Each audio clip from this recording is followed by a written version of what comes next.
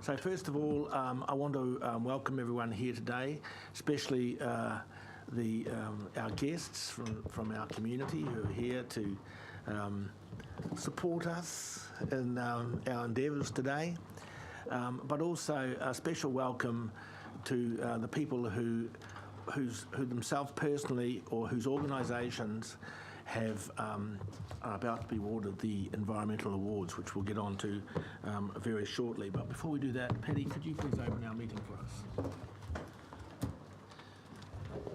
Tēnā tātou e pūhia nei te hau, ua hea nei te ua e whitia nei te rā. Greetings to us all who have been assembled by gentle breezes, moistened by gentle rain and perhaps warmed by the sun of the day. Ko tāku e mihi kia tātou, anei rā ngā uri o rātou, ko we hea atu ki te pō, no reira ka mihi atu. We also at this time, it's good to remember our forebears, of which we are the continuance. And for those who have recent grievances upon their shoulders, then sharing those is often a wonderful relief, and amongst others. We have a karakia up the top here, the history of it. Everyone wants to claim it as their own. My uncle did. He said he's from Taranaki. He says, oh boy, this is from our place in Taranaki. But we all know that it's claimed by almost all of the winds of the nation. I'm going to go through the left-hand side, and then I'm going to go through the right-hand side in English as a matter of sharing. The part down the bottom there, I did mention this the other day, one of my aunties, she was a Reverend Parea Healy, and she was asked to open a meeting of her gathering back up in the Wairoa area, and so she said the karakia, and then she watched as the meeting just went into a deplorable state. People started arguing, and at the end of the meeting they said to her, Aunt, would you say a karakia to finish? And she says, absolutely not. She says, why would I praise the conduct that has been so deplorable, and consequently walked out. And so what she did and her son did was, after that they worked with other authors and came up with what is down the bottom: integrity, synergy and harmony. If under integrity you have these characteristics, values, honesty, trust, respect, forgiveness, and if you combine those in the context of a meeting such as we're having, and you look at cooperation, collaboration and collectiveness, then if you're operating in that vein, then it produces peace, progress and prosperity. Very simple. And so in saying the karakia, as my auntie would say, if we conduct ourselves as in the bottom, then at the end of it, perhaps we'll have the karakia to finish. So with me, whakataka te hau ki te uru, whakataka te hau ki te tonga, kia mā kina ki uta, kia mā taratara ki tai, e hi ake ana te atakura, he teo, he huka, he hauhu, tihei mauri ora. Cease the winds from the west, cease the winds from the south. Let the breeze blow over the land, let the breeze blow over the ocean. Let the red tipped dawn come with a sharpened ear, a touch of frost, a promise of a glorious day. Tēnā tātou katoa. Thank you, Chair. Kia ora. Kia ora. Kia ora. Thank you very much. Now, we're going to go straight into our awards today, and we have 3 awards today. And these awards, just to go back, were instigated by this council only a few years ago in a endeavour to give credit to the people out there in our community who are doing the extra work, and I see you amongst the audience. Because the Regional Council are charged to protect the environment, but we are only one organisation, and although we are well funded by our ratepayers, we can't do this alone. There is no way that we can solve the issues that have occurred over the last 150 years by ourselves. And there are groups of people in the community who are doing a really marvellous job, and we can't acknowledge them all at once. But we can, one at a time, or in this case, 3 at a time, acknowledge and give the credit which is well due for those people who get out there on their spare time, unpaid, underfunded, and do the work that all the community needs to have done. So thank you very much to you, and I want to start with James Hunter. Is James here?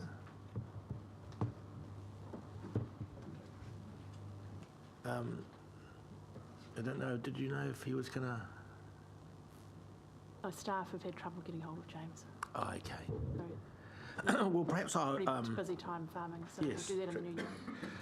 Perhaps I don't know James myself, but I've gone past his farm, and I'm told that he is a farmer that has spent a huge amount of time. He's a third or fourth generation farmer in Central Hawke's Bay, spent a huge amount of effort and his own capital protecting the environment in his particular area. And he owns a family farm in Central Hawke's Bay. They have been guardians for several generations, as I said, and we just wanted to acknowledge the huge work that he has done. So we'll contact him because I'm really keen to go and have a look at his farm, and I think there's an invitation that's been made to us, and we'll give his award at a later time. So the other people that we want to acknowledge today are Forest and Bird. So, Forest and Bird, would you like to come up to the... Which branch, Chair? Branch. We have two branches, Hastings and Napier. You can come and sit up here.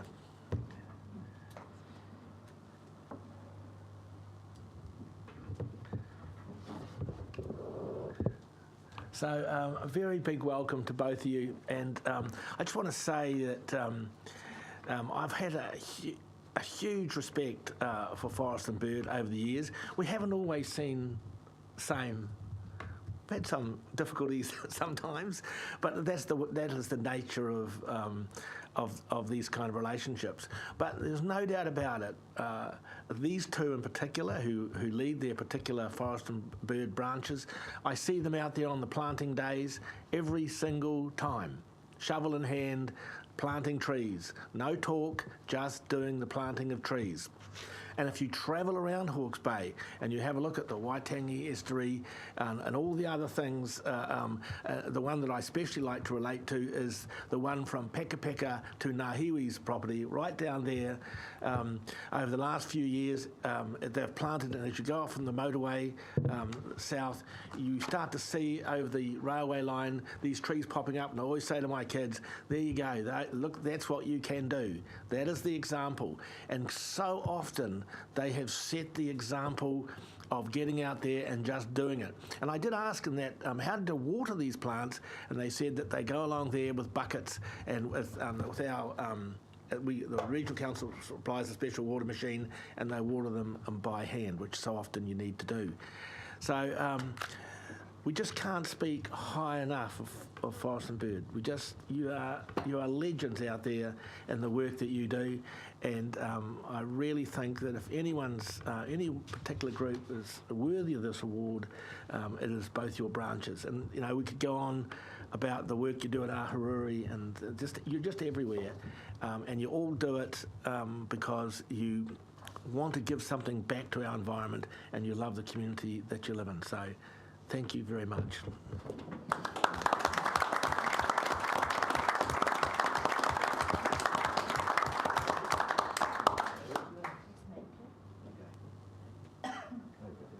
Thank you very much indeed.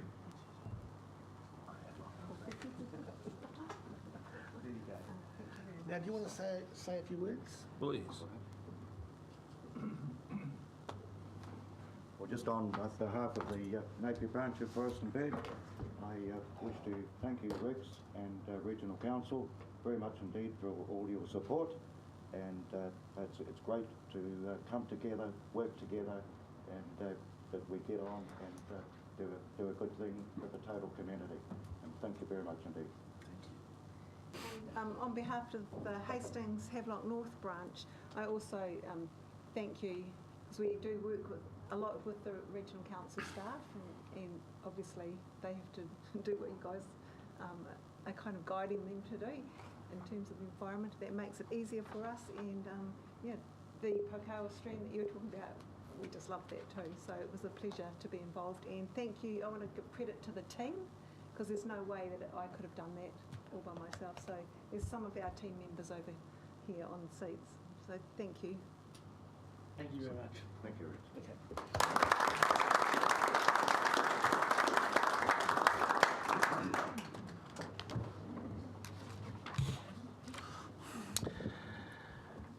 Okay. Do we have any? This is a radical-looking bunch, wouldn't you say? I'd say. It's a hard-working-looking bunch, that's for sure. So, we need to get back to our meeting because we've got a tight schedule today. Are there any apologies? There are no apologies. I don't need to. Are there any notices? Fenton?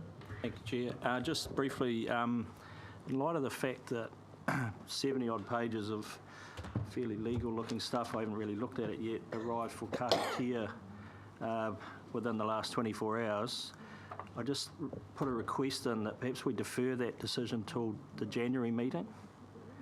But I'll leave that over to you, Chair. So. Thank you, Fenton. We are going to deal with that. You're going to deal with it today? We're going to deal with the issue that you raised.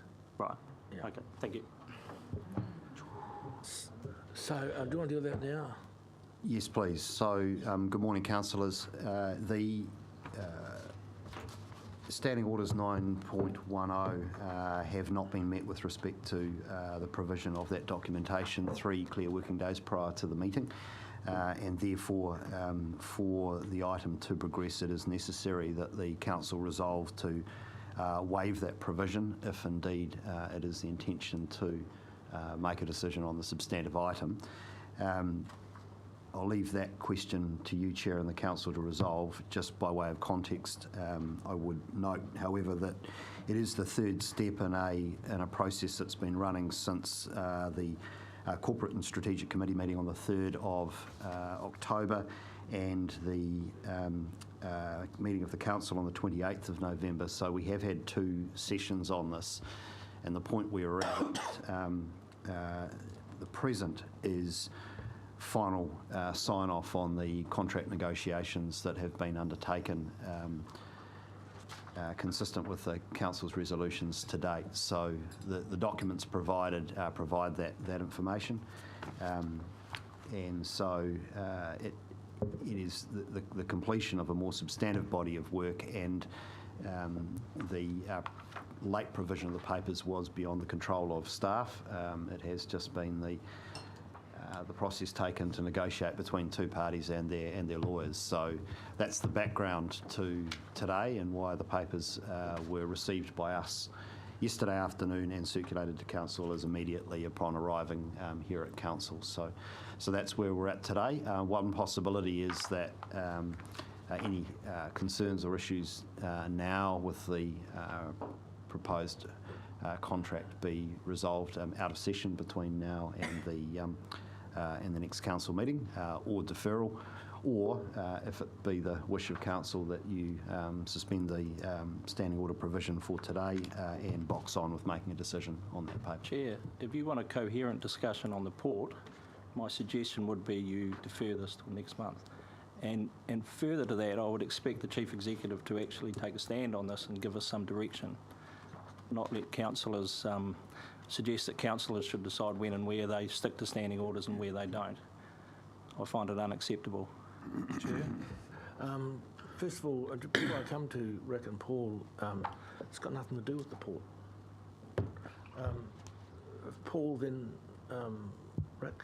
Yeah, Chair, I would also suggest, in terms of the whole agenda document, we also received that whole thing outside standing orders as well. The delivery of the document through the portal, electronic, was not received until Friday midday or afterwards, which is in breach of standing orders for the 3 clear days. So we've got an issue with the whole lot of agenda papers as well, not just the Kahatia additional stuff that came in. Which other items, Paul? The whole agenda, the whole agenda. Whole of today's agenda.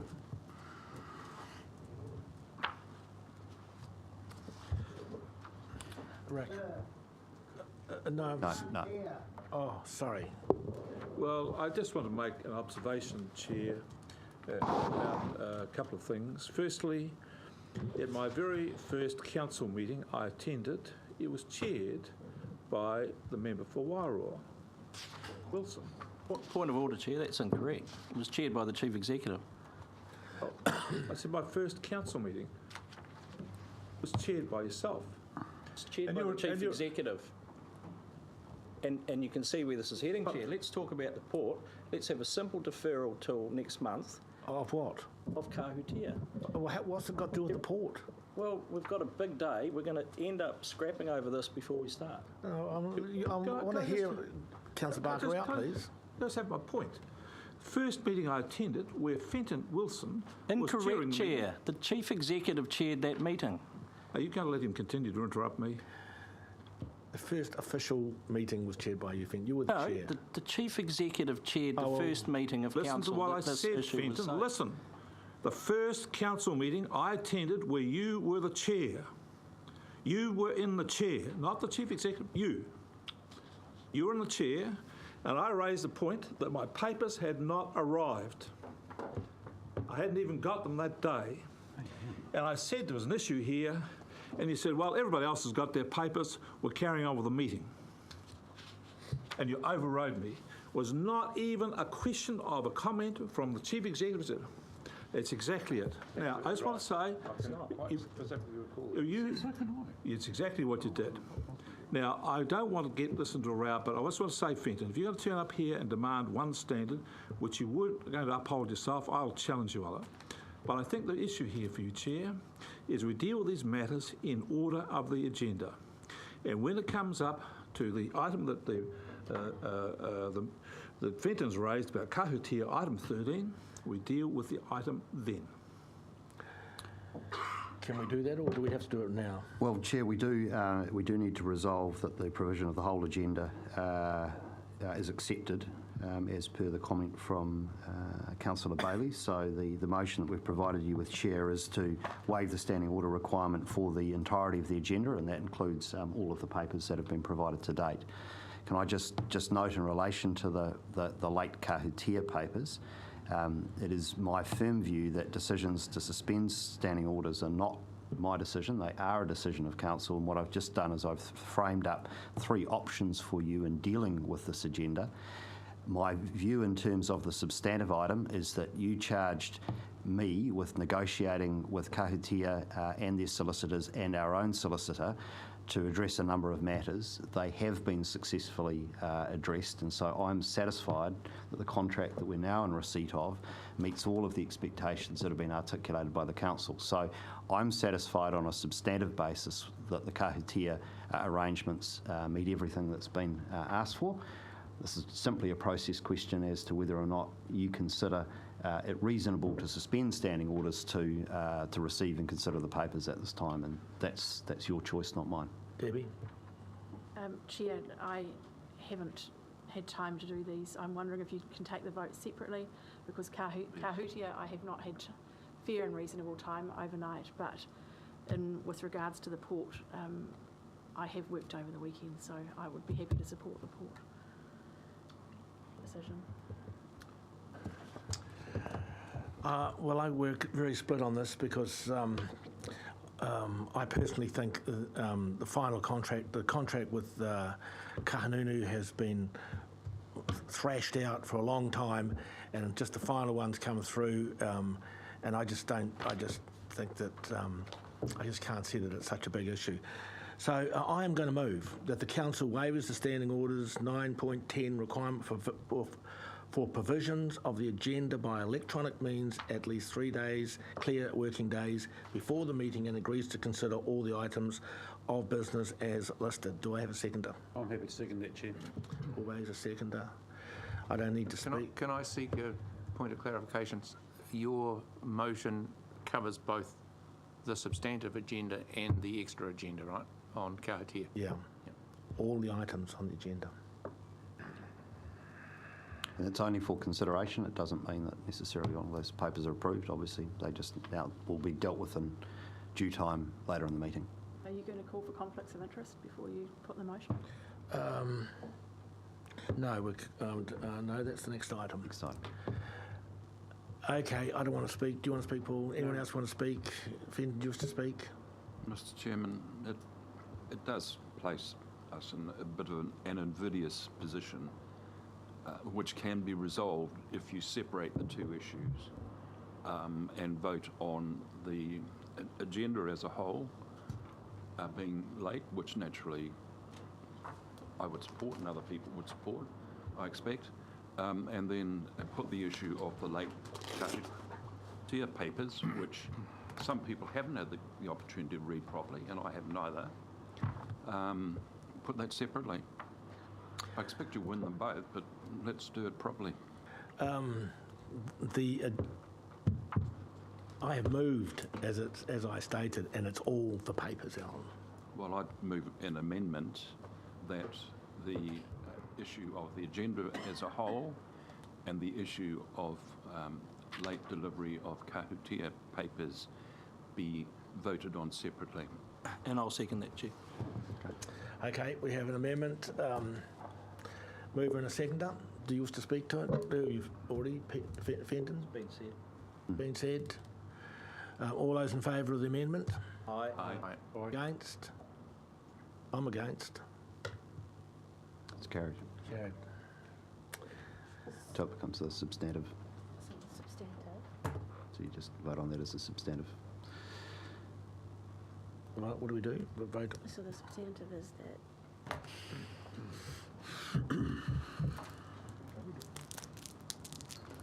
All except. everyone accepts 13 separately. Okay, so we've got to vote on that. So we accept all the late items on the agenda. We waive the standing order of 9.10 with the exception of item 13. Mover? No, Chair, that doesn't mean there's a vote on each item. No. Yeah, it does. Yes, it does. does. Then you'll do item 13. Or do we do item 13 It's a separately? standard motion, yeah. Put it. Okay. You see what I mean? All those in favour? Aye. Against? I'm against. Okay, right, let's... Then you need to vote on whether 13 is accepted. Okay, so we need to have a vote on whether... Standing order requirement, whether it waives in relation to item 13. Okay, in respect to item 13, that council waivers the standing order on 9.10 on item 13. I'll move. It's been moved, you just have to put the vote. Put the vote. All those in favour? Aye. Against? No. No. We need to call for division. Division, please. Division. All those in favour? Against? It's carried. Long way getting around it. Okay, we will move to item 3, conflict of interest, and that is just in regard to any of the papers today. Do we have any, Tom? I'm declaring an interest, and I would note I'm declaring an interest, not a conflict of interest, in the Kahutia matter, given that I do have a business relationship with Ngāti Kahungunu that's of this nature, and it is not a pecuniary interest. I have no standing in the outcome of this decision one way or the other. It has no effect whatsoever on me. But I am declaring that I do have a commercial interest with Ngāti Kahungunu. Thank you, Tom. We'll accept that declaration. We don't have to move for that, do we? Conflict of interest.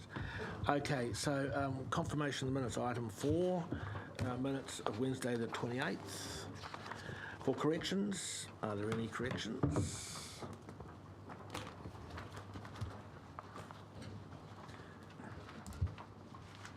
Do we have someone who will move those minutes? Oh, Paul will. Peter, you second? I'm happy to second, Chair. All those in favour? Aye. And we have another set of minutes from the 4th of December minutes. Any corrections? Do we have any corrections to those minutes? No. Do we have a mover? Same movers? Yeah. Second. All those in favour? Aye. Righto, item 5, follow-ups on a previous meeting.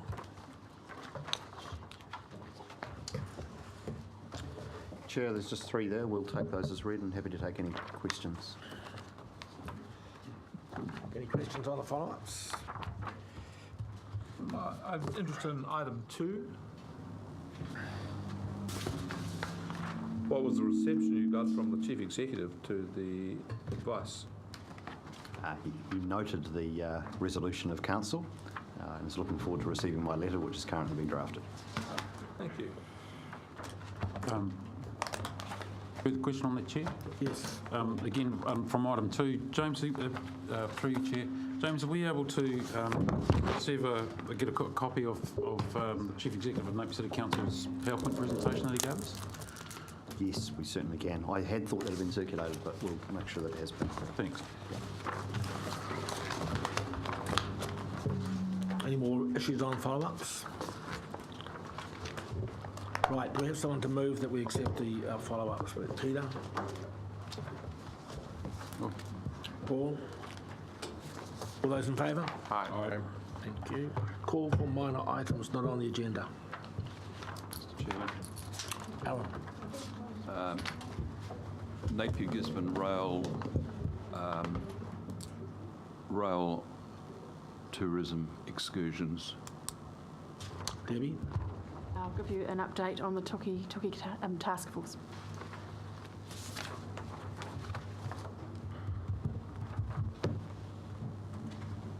We have 2. Thank you.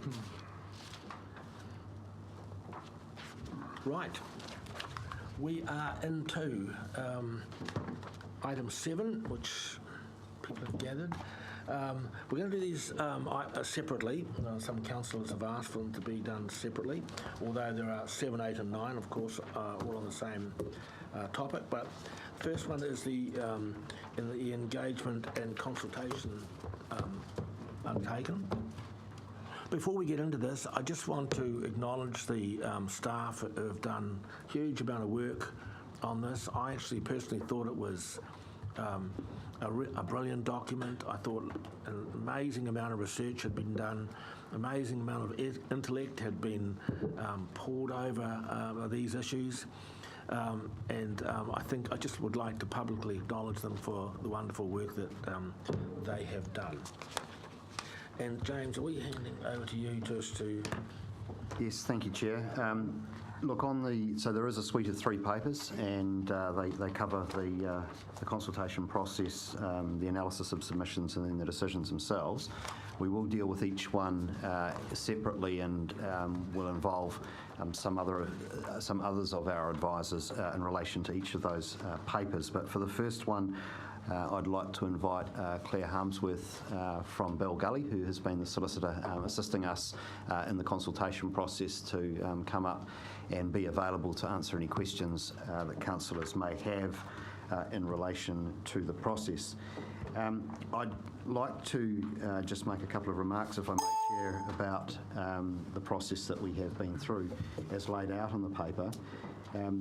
I think it is particularly important to recognise the considerable work undertaken by councillors over the best part of 2 years to understand this issue in great depth, not only in relation to the port and its own commercial and capital needs, but more broadly in the context of the council's overall work program and the council's overall obligations. So the problem definition at the outset and the work to understand the objectives that the council needs to settle on before going down the path of analysing which options might be best was a particularly important step, and I want to pay regard to the good work of the Capital Review Committee, and in particular the members of the committee who were not councillors or not representatives from the port and are not here today, particularly Chris Tremaine, David Shand and Jim Scotland, who assisted that team in developing the Capital Review Committee report. So that was an early start in this process that gave us a firm grounding in terms of the long list of options, but the strategic context in which this is occurring. There's been a very logical sequence of steps taken to arrive at the point of compiling a consultation document, and I'll let Claire make some comment on that in a moment. But before I do, I also just want to acknowledge not only that considerable work of councillors to define the problem and the objectives, but the considerable time that councillors have put into the various workshop meetings, the large volume of papers that they've had to consider. The council has had a body of work on this issue which is much larger and over and above the usual business as usual of council. So staff are very grateful to councillors for the time and effort that was put into assisting us in that regard. I also just want to acknowledge the considerable input of the advisors to council on this, Claire and her team at Balgully, the input that we had also from Carl Blanchard from PricewaterhouseCoopers, Steve Hamilton, Rowan Lang and the Flagstaff team for their commercial advice along the way. The considerable input that we've had from the port management, particularly the Chief Executive, Todd Dawson, and Kristen Lee, the CFO. Huge amount of work gone on in the background to prepare us for the consultation process that we've been through. Also want to pay regard to Blair O'Keefe, huge contribution from him from the H-Brick end, and also Dan Druzianic as the director not present today. Also acknowledge Jonathan Hill from Series 2 and the contribution to the communications exercise. And then most importantly, I want to have special thanks to my own staff. There's been a huge effort to support the consultation by the marketing and communications team, by Drew Broadley and his folk, for Leanne Hooper and the governance team in preparing the receipt of submissions, Nicole Tizard and the huge effort put by the administrative support staff of this organisation that fielded dozens of phone calls, delivered consultation documents to people's homes, dealt with many members of the public and received large volumes of paperwork through the mail and from email. We did receive over 3,500 submissions, and many of those, as you'll note from the second paper, have a considerable substance to them. So the job of analysing those submissions has been enormous, and I want to acknowledge the enormous work above and beyond the call of duty by Desiree Cull in particular, of processing all of that and preparing the documentation before you today. And look, finally, I just want to give my thanks to Jess Allen for her leadership of this project right through the last nearly 2 years, certainly the last 18 months, and the huge amount of work that's gone on in the weekends and in the evenings and well outside normal working hours to process all of the analytical work that has been brought forward in this journey to inform what, in my view, has been a very thorough public consultation. I just do want to note that the consultation process was the largest that we've undertaken as a council. In my view, we pulled out all stops to ensure that people in this region were aware of this consultation being undertaken.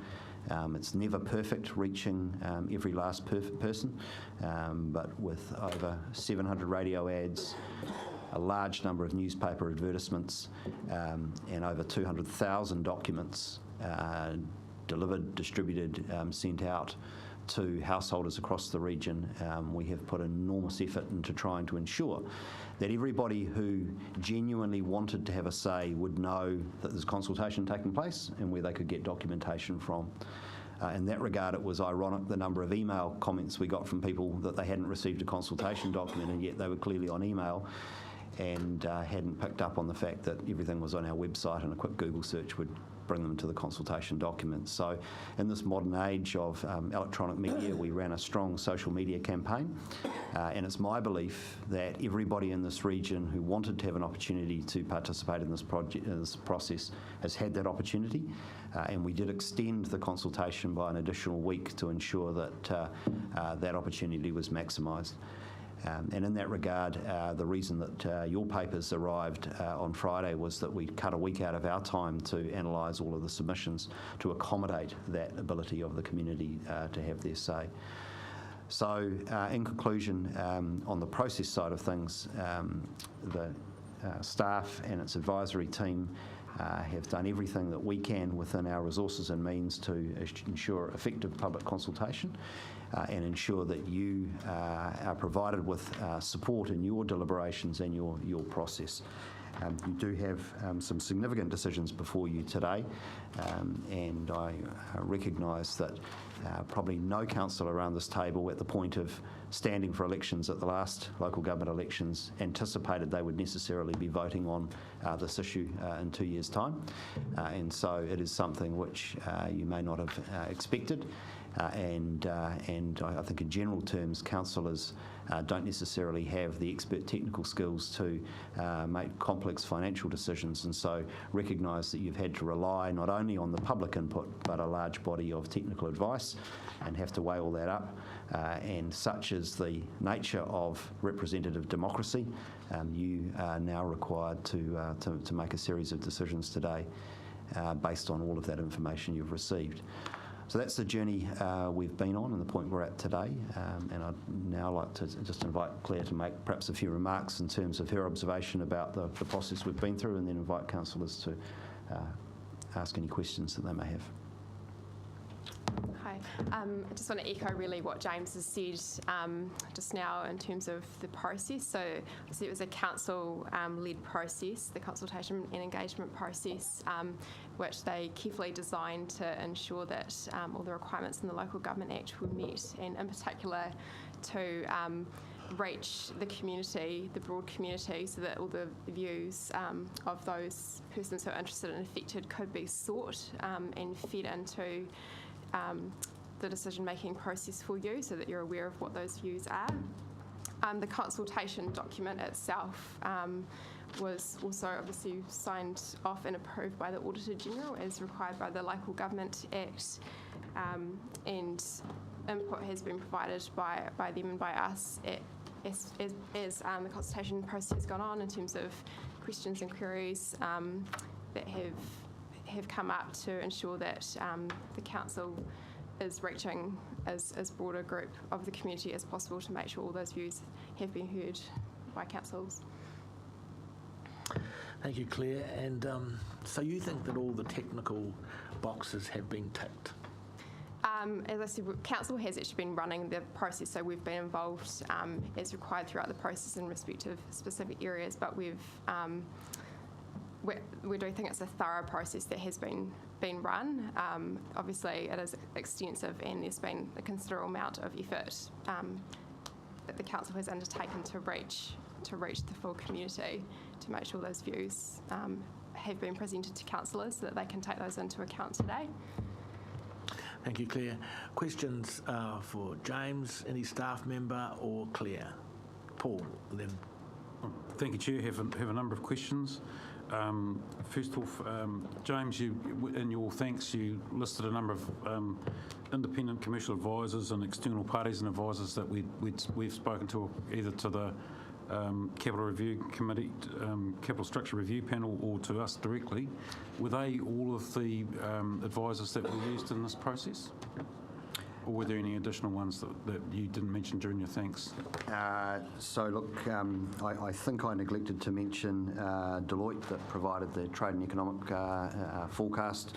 That was a peer review essentially of the port's, own assessments of the future trade outlook for the port. We did receive some legal advice from Simpson Grierson at the early stages of developing the consultation document, particularly around having to select a preferred option.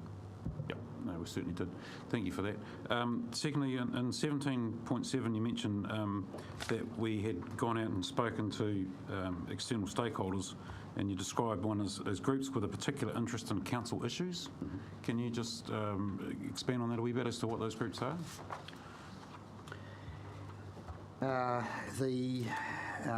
Grey Power. Grey Power, yeah. Mm-hmm. So certainly Grey Power as a group that represent a segment of the community that are typically on fixed income and are therefore particularly sensitive to rates increases, the property based on that. We did respond to requests to address, I've done 2 Rotary events at the request of Rotary to go along. And I guess in addition to that, we'd be talking about the probably a little bit of overlap here between some of the business associations and the exporting community. Talking about like the fruit growers, for example. Yep. And I guess they'd probably fit into business associations. So. Yep. So it would, sorry, to follow up from that, Chair, would it be fair to say those were groups that had approached us, or we had approached them?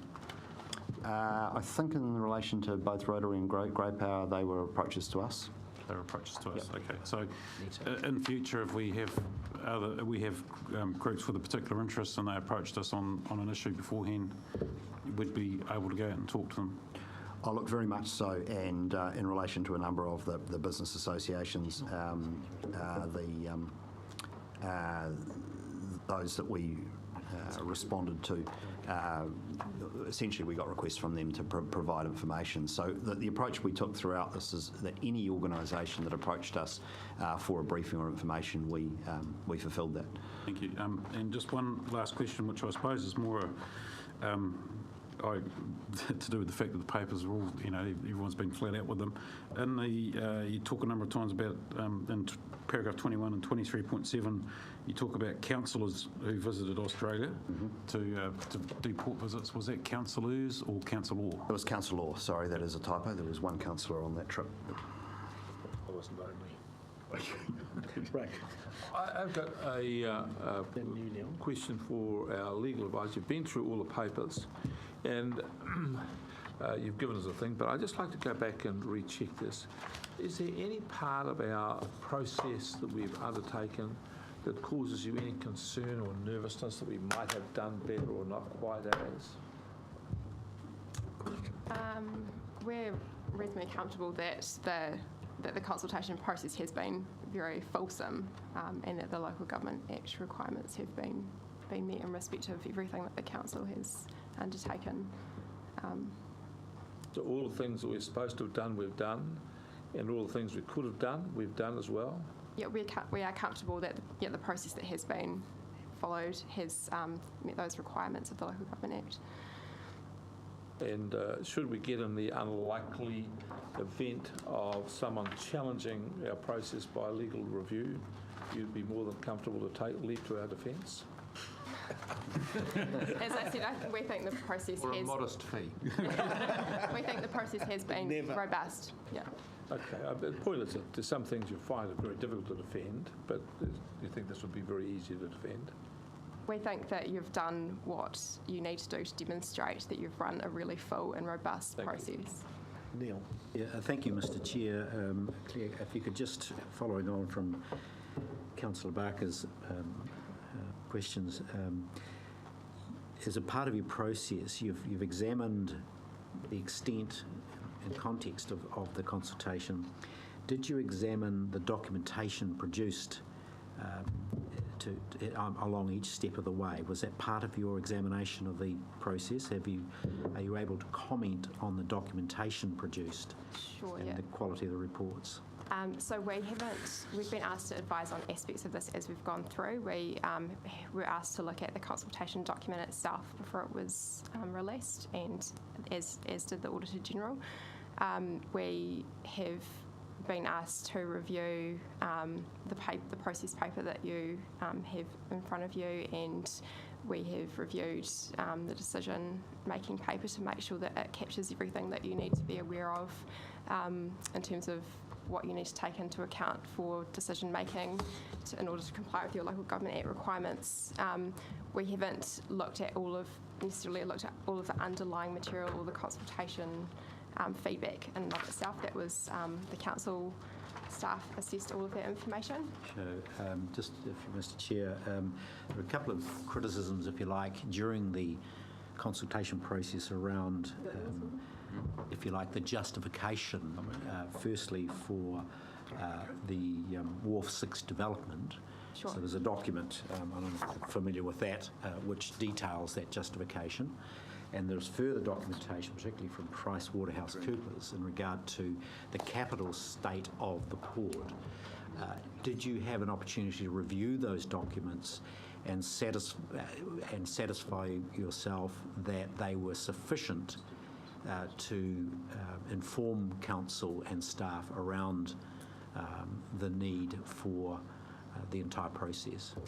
Those were not documents specifically that we were asked to look at, but those were documents that the Auditor General would have had to look at in order to provide their audit report, and it's their responsibility in accordance with the legislation to provide that report and to get satisfied that the document is satisfactory. Yeah, so that the Auditor General was the one that would be across those particular documents. And did you have an opportunity to review the Auditor General's documentation and report on those documents? The Auditor General's opinion is in the consultation document itself, so we made sure that we cited that had been provided and was in the documentation. And that expressed a view on those documents around their sufficiency for this process? That's right, yeah. So we were asked to check that they had done what they needed to do. Yeah. Are there any other questions? Do we have a mover to move this recommendation? Mr. Chair. Neil, seconder. Benton. Neil, do you wish to speak? Yes, I do, Mr. Chair, and I think it is an opportunity to recognise a robust process being followed, and the extent to which this council and councillors have engaged in. Firstly, to consider the issues, go through that documentation, attend a huge number of meetings, discussions, formal council meetings, workshops and the like, pages and pages of documents to review, consideration of complex capital market issues, and we've put together a consultation process that I would believe, in my view, leaves no stone unturned by staff in terms of getting information firstly to councillors and then to get that information across to the public. I believe this has been an extraordinary process. I haven't encountered it as extensive as this in 20 years in politics. So I'm very, very pleased with the response from staff, particularly Jess Allen, who stepped into the role, into local government for the first time, and has done us very proud in that regard. I've got further comments to make later in the next paper around the quality of that document in terms of reporting and analysing the submission process that's come back to us after the whole consultation process. So I'm perfectly satisfied that this council has received all the information it possibly could. There is no room for any comment that councillors have not received the information, and little room for the wider public to believe that there is information that could have been submitted and wasn't. I finally, Mr. Chair, would comment on one particular submitter, and who's here today in the audience, and I'll read an email from Dr. Bill Sutton, who has been very, very proactive in obtaining the full suite of documents and information needed for decision making.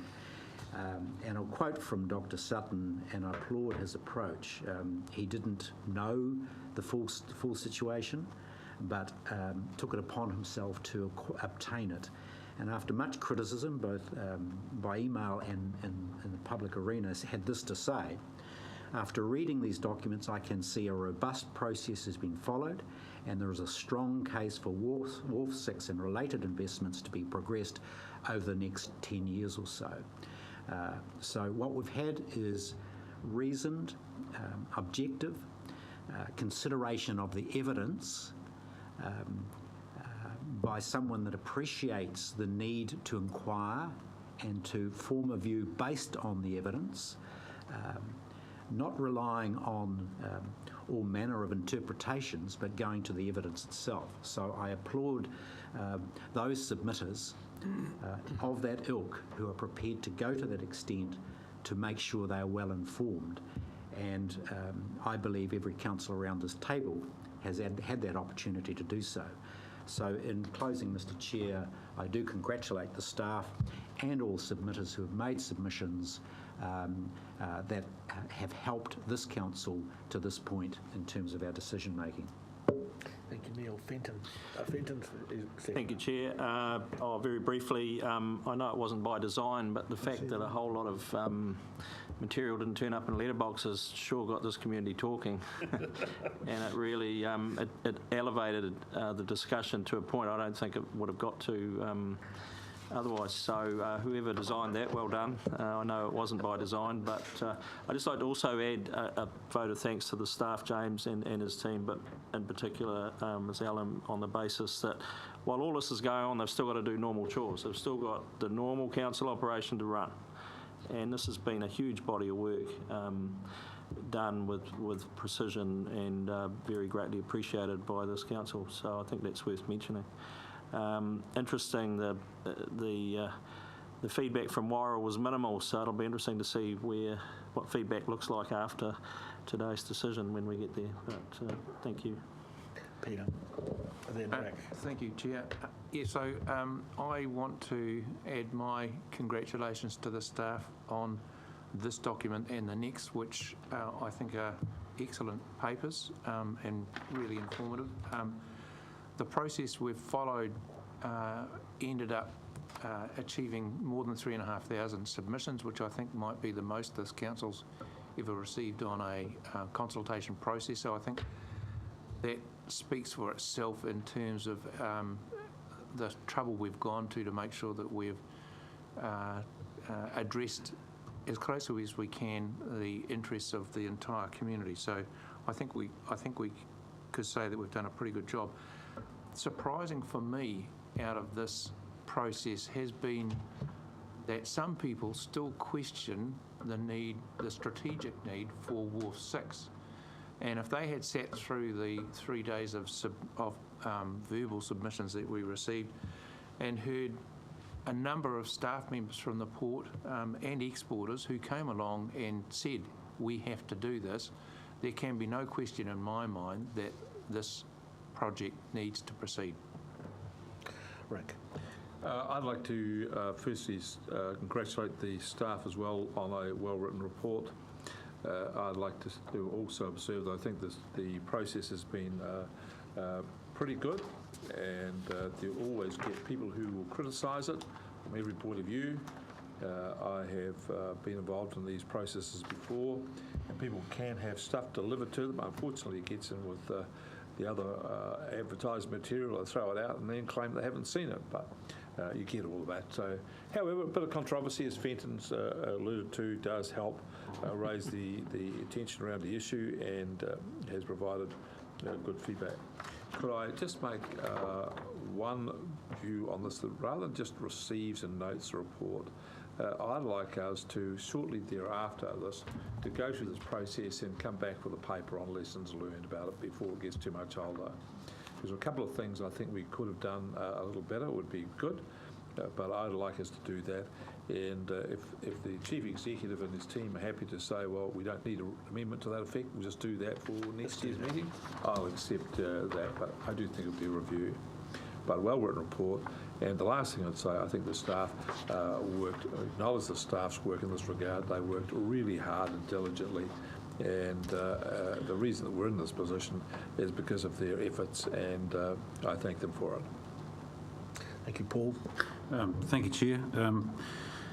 Einstein's definition of insanity is, doing the same thing over and over again and expecting different results. I think we changed things up here in a much more positive manner in terms of the way that the consultation process was run. And I'd agree with other councillors' comments. I'd like to thank staff for the work and effort they've put into doing that. I think we've gone from like a C- to a B+. And what I'm interested in is how we can get up into an A or an A+ next time round, or for the next lot of consultation. And I'm the same as Councillor Barker in that I would like to see some sort of analysis or some sort of report come back to us in terms of things that can be improved, because there's a couple of things I'd like to just mention now that I think we could look at for future consultation that could improve things and get us up to that A+ mark. First of all, I think there needed to be a bit more discussion about the strategic direction. I think we've missed that whole overarching thing about, whilst we're only discussing the topic of financing the Wharf 6 extension, there's that whole thing about where does that fit in with the whole economic direction of the region and everything else, because the Wharf being a strategic asset for the region, I think that that discussion, the really in-depth discussion about that was missing. I think the trouble we have with using experts is that, elephants are all herbivores and lions are all carnivores, and we seem to only either choose elephants or lions. We don't have a mixture of the two. So we're only hearing from experts who have expert in one particular field, rather than someone who's going to challenge that thinking. I'd really like to see us perhaps bring in some experts who are prepared to challenge the status quo thinking. The other thing is, I think, in terms of, there was a number of issues or themes that were raised by the public, which were pretty, at the end, given the benefit of hindsight, were pretty obvious. The stuff around the Regional Economic Development Fund, about the sea change document and all that sort of stuff, that was something we could have discussed a bit more fully. And so I would like to see the public be brought into the discussion, or some of the public be brought into a discussion earlier rather than once everything's been done, because it's very hard to turn the super tank around once it's happened. I mean, we're prepared to go out and talk with a whole bunch of people, businesses, associations, different organisations, iwi, Māori, central and local government, and so on. But the people that I think the group that was missing there were the representatives of the ratepayers. Now, I'm not entirely sure how to do that, but that's would be an interesting thing to do. And James, I accept your comment that the social media thing was quite good, and I think that the social media presence for the council has improved remarkably in the last couple of years. However, I think we're still missing a trick somewhere in there. I think in some respects we could do a little bit better in that aspect as well. So apart from that, I was happy with the consultation. I'd said at the time that the Our Have You Say document was put out that I was happy with that. I think it had put all the issues out there for people to get a grasp of and get their teeth into and be able to give us some good feedback, and certainly that's what we got. So in that respect, it was a success. Thank you. Thank you, Paul. Tom, and then I'll come round to you too. Yeah, I think simply that the proof of the efficacy of the consultation process is in the next document, which speaks to the point of consultation, as Meg Rose has lectured us in the past, is whether we listen or not. And so what we have in the next paper is a hugely effective presentation of a vast amount of input from rank and file people across this district, not paid representatives of business groups and so forth. A thorough examination of all of those responses, a response to each and every line of criticism or questioning or confusion about what has been on the table. And so you can't look at the result and then say, the process wasn't effective. I mean, the result is in front of us in huge granular detail here. People had very heartfelt things to say. They have various degrees of, I guess, financial literacy in the way they approach some of the issues. But all that has been waded through. It's all been digested, and we have listened to it. That's what the consultation process is designed to serve up. And you can't, as I say, look at the next document and say, we didn't get a result. Thank you. Alan? Thanks, Mr. Chairman. Thanks, Jess and James, and all the other staff involved. And I'm saying this in relation to this and the next two papers, so I don't have to repeat myself, and you don't want me to repeat myself. But I'd also like to pay some tribute to the chairman. Rex, I think you've handled the media well, and with your talking points and so on, and you've handled meetings well, and you handled the verbal submissions very proficiently. So thank you. Are there any other speakers? Back to you, Neil, for the final say. Okay, we will move the paper. The recommendations, all those in favour? Aye. Aye. Against? It's unanimous. A+, I would have thought. You're an easy man. Thank you, Chair. So now moving to the submission analysis paper, I'd like to invite Blair O'Keefe and Todd Dawson to come up to the room. There are a number of matters that were raised in the submissions which pose questions which are possibly best answered by either the Port or HBRIC. So if you could just come up and be available to answer any questions that the councillors may have.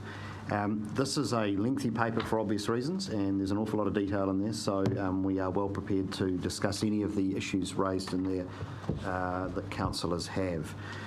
Before we do, I'd just make a couple of observations. The first of which is that in attending all of the meetings we held around the region on this issue and hearing the verbal submissions and reading the written submissions and a lot of the media commentary, it's quite evident that there is a proportion within the community who don't see the Port of Napier as a financial asset of the councils.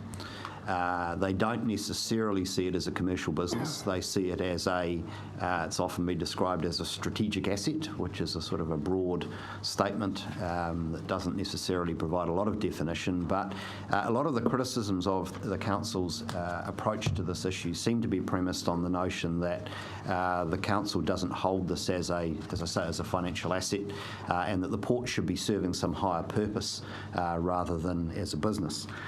I would note that the Port Companies Act, under which the port operates and has operated since it became a port company, has very clearly that the principal objective of every port company shall be, quote, to operate as a successful business. The Port of Napier, since it was constituted as a port company, has operated as a company for profit, and it has been governed by an independent commercial board of directors. The implication in much of the commentary that we have seen has been that the council, both political and administrative, has some kind of day-to-day influence or control over this asset which is at the risk of being lost, and that there may be some detriment to the protection of the regional's strategic economic interest as a consequence. I just want to make it very clear to Council today and to those watching and listening to today's hearings that it is a statement of fact that the port is a commercial enterprise. It is governed independently of the council. It does operate to generate a profit, and it is actually a well-trodden path by other local authorities in New Zealand to dispose of a portion of shareholding or greater of these assets. This is not unprecedented. It has been done in a number of parts of the country previously. So that is that again is a fact. We are not charting uncharted territory in that regard. Under a number of the options before the council in the next item, there are various ways and means that fresh capital, fresh equity from external parties can be brought to bear that does not change the fact that the council's primary lever to influence this port is the appointment of directors, and that shall continue. We can dive into the depths of some of those protections, but I also just wanted to note that yesterday the Port of Napier reported its record profit and reported a dividend to the council of $10 million. And once again, that was roughly 60% of the net profit after tax being returned to the council as a dividend. And I'd like to state in defence of my predecessors and of other prior councils here at the Hawke's Bay region that there has been a prudent balancing act undertaken over many years to take a reasonable dividend which has subsidised the rates of the regional council historically, while leaving sufficient retained earnings in the business to enable it to grow. And if the documents do provide some information on that, and it is clear that the council has a history and is continuing to leave substantial retained earnings. 10 years ago, if the council had stopped receiving any dividends and not received any dividends for the last 10 years, that $86 million in current debt could have been paid off, and there could be a zero debt position. The council would have taken no dividend. There would have not been the normal commercial imperative on the business necessarily to return a dividend to its shareholder and all of the disciplines that go with that. And rates would have been substantially higher. In fact, the ratepayer would have had to fund over $80 million of additional rates funding over the last 10 years. Now, I don't think 10 years ago councillors or directors of the port necessarily foresaw this level of capital demand and this rate of growth in this port. So from my perspective, the assumptions that have been held and the decisions that have been taken by successive councils have been prudent, and the assertion that they have been imprudent and that they have forced the situation by taking unreasonable levels of dividend, I think are not borne out by the numbers or by the facts. It is true that this port has been growing faster than this council, effectively. The capital demands of this port have been becoming increasingly beyond the means of this single shareholder to fund without recourse in very substantial ways, as we have canvassed in the consultation, to the ratepayer. And in that regard, I would note that we have had a substantial rate increase this year. We have a significant rate increase program for next year and the year after. I also note that the territorial authorities, particularly in relation to drinking water and wastewater, have substantial rate increases programmed in Central Hawke's Bay, in the Hastings district, major capital investment in that regard in Napier, and Wairoa it's soon to come. So we know cumulatively the rating demand on the community is going to grow substantially in the coming years, and we know that this council has a major body of work to do in terms of environmental remediation. We do have a large debt programmed in already, serviced in part by those rates increases, but I am absolutely sure that this council will be confronted with the difficult choices of having further substantial rate increases, further substantial borrowing to fund the critical infrastructure that we have in the region to deal with particularly the issues of climate change and extreme flooding events and the upgrading of our flood protection assets, coastal erosion and sea level rise and our contributions to that. And also in the large body of environmental remediation. We have started on a journey and we are putting significant resources into that area, but there is an awful lot more work to do, particularly to meet the community's expectations.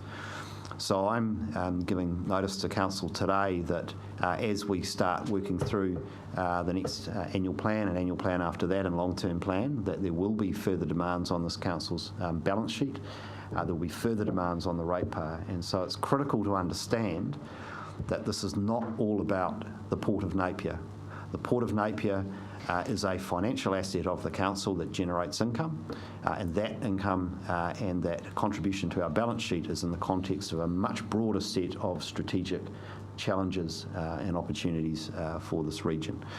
And I do think that in a number of the submissions and the commentary we've seen, that broader context has not been as well understood as I think it is by the councillors around this table. And I note the point by Councillor Bailey that we may not have emphasised enough that looming burden on ratepayers, and I do suggest that those that are concerned about this issue do look at the current inquiry by the Productivity Commission, which does forecast that the rating burden from local government on ratepayers throughout New Zealand is set to grow.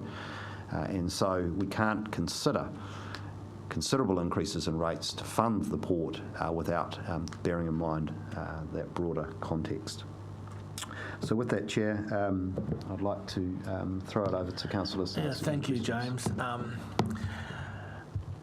I do have some comment. I mean, I guess in fairness to us, we didn't expect that some people would not understand that the port was a business with its own board of directors, its own chair, a separate business to the council.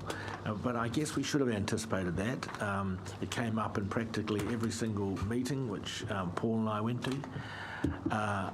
And we should have anticipated that there wasn't such understanding out there as there wasn't here. And I guess that's the challenge we all live in, because we live in a bubble. And so we go and ply through all this work and do all these things, but the ordinary citizen out there is worrying about paying their mortgage and getting the kids to school and are not necessarily focusing on some of this stuff. So we probably could have done a little bit better on that. So welcome, Todd and Blair. We'll just, we won't get any speeches from you. I think James has covered it. But just in case councillors do have anything from this is a very comprehensive analysis of the submissions. And I don't think, and as Tom pointed out before, you could ask for better. And things did come out out of here, that when they got right into it, the fact that even the people that wanted an IPO, a large percentage of them wanted an IPO, but they wanted local ownership within the share float. So that was a compelling number. So, councillors, you've all read it. Questions first. Rick. Taking questions first. I've got a couple of questions. On 32,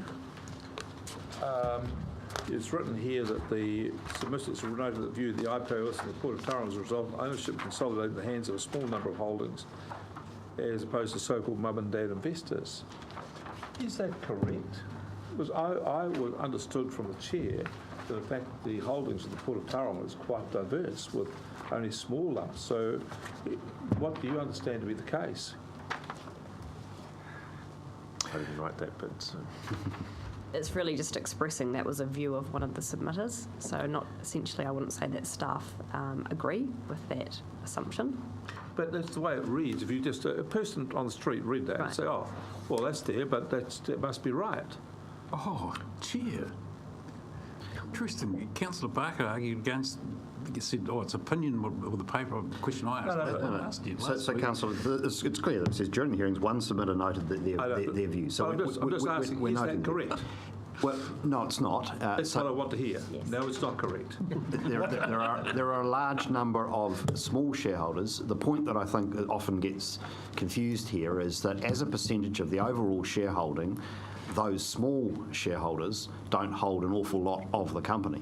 And you start with the fact that the Bay of Plenty Regional Council, through its investment arm, owns 55 or 54, and then you've got a number of other institutional shareholders owning chunks, etc. But there are a large number of shareholders overall, including a large number of small shareholders. Thank you. I can't make statements, so I ask you the question for you to give the answer, so I put on the record this is not true.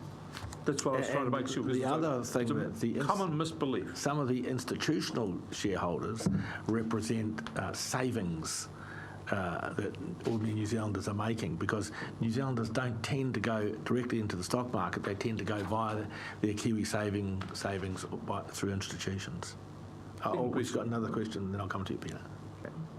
On page 6, on point 67, you say that you had consultation with New Zealand's largest private infrastructure investor, and you make the observation that report in the paper that this was seen as a partnership scenario rather than an investor, making that, in fact, the council would actually have control because we're in partnership with a single large infrastructure investor and be more under their thumb than we would be with an IPO.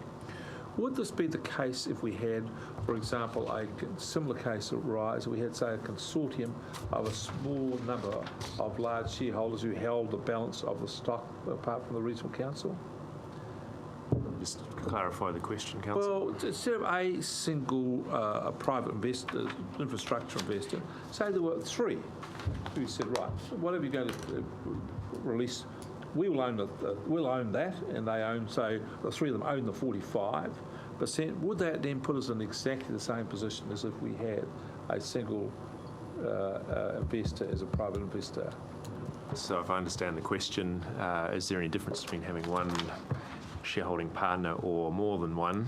In real terms, no. The council would hold its percentage and have its rights, and the other parties would have their rights, and that's essentially how it would work. But the point of the comment in 67 is that when there is one other partner, and arguably similarly the case where there is a small number of other partners, and I can think of one example at the moment where there has been a relationship between a public investor and a public business that has two superannuation funds as partners. In that circumstance, the relationship has gone sour because there is differences of views over strategy.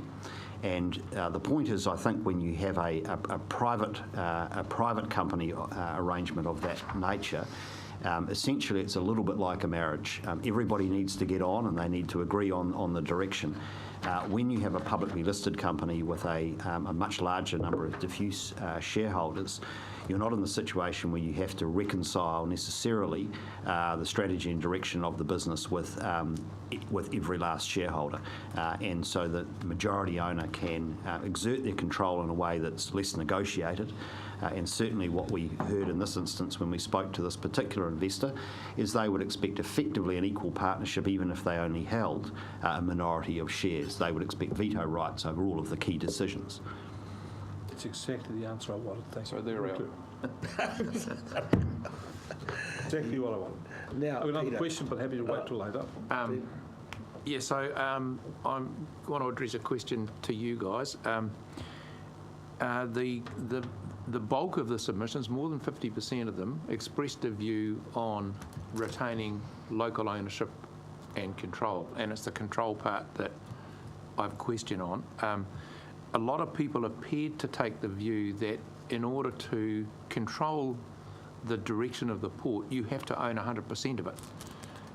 In company law, that's not actually true, and it's sort of touched on paragraph 47 of the paper we're considering at the moment. I'm interested in your views as to the level of control the council would continue to be able to exercise if it became under either option B or C, if it became a, let's say, 55% shareholder, for instance. We don't have the lawyer in the room to give you all the technical responses, but I'll give you the commercial response. The headlines are at 100% versus 75%. There's very little difference in control.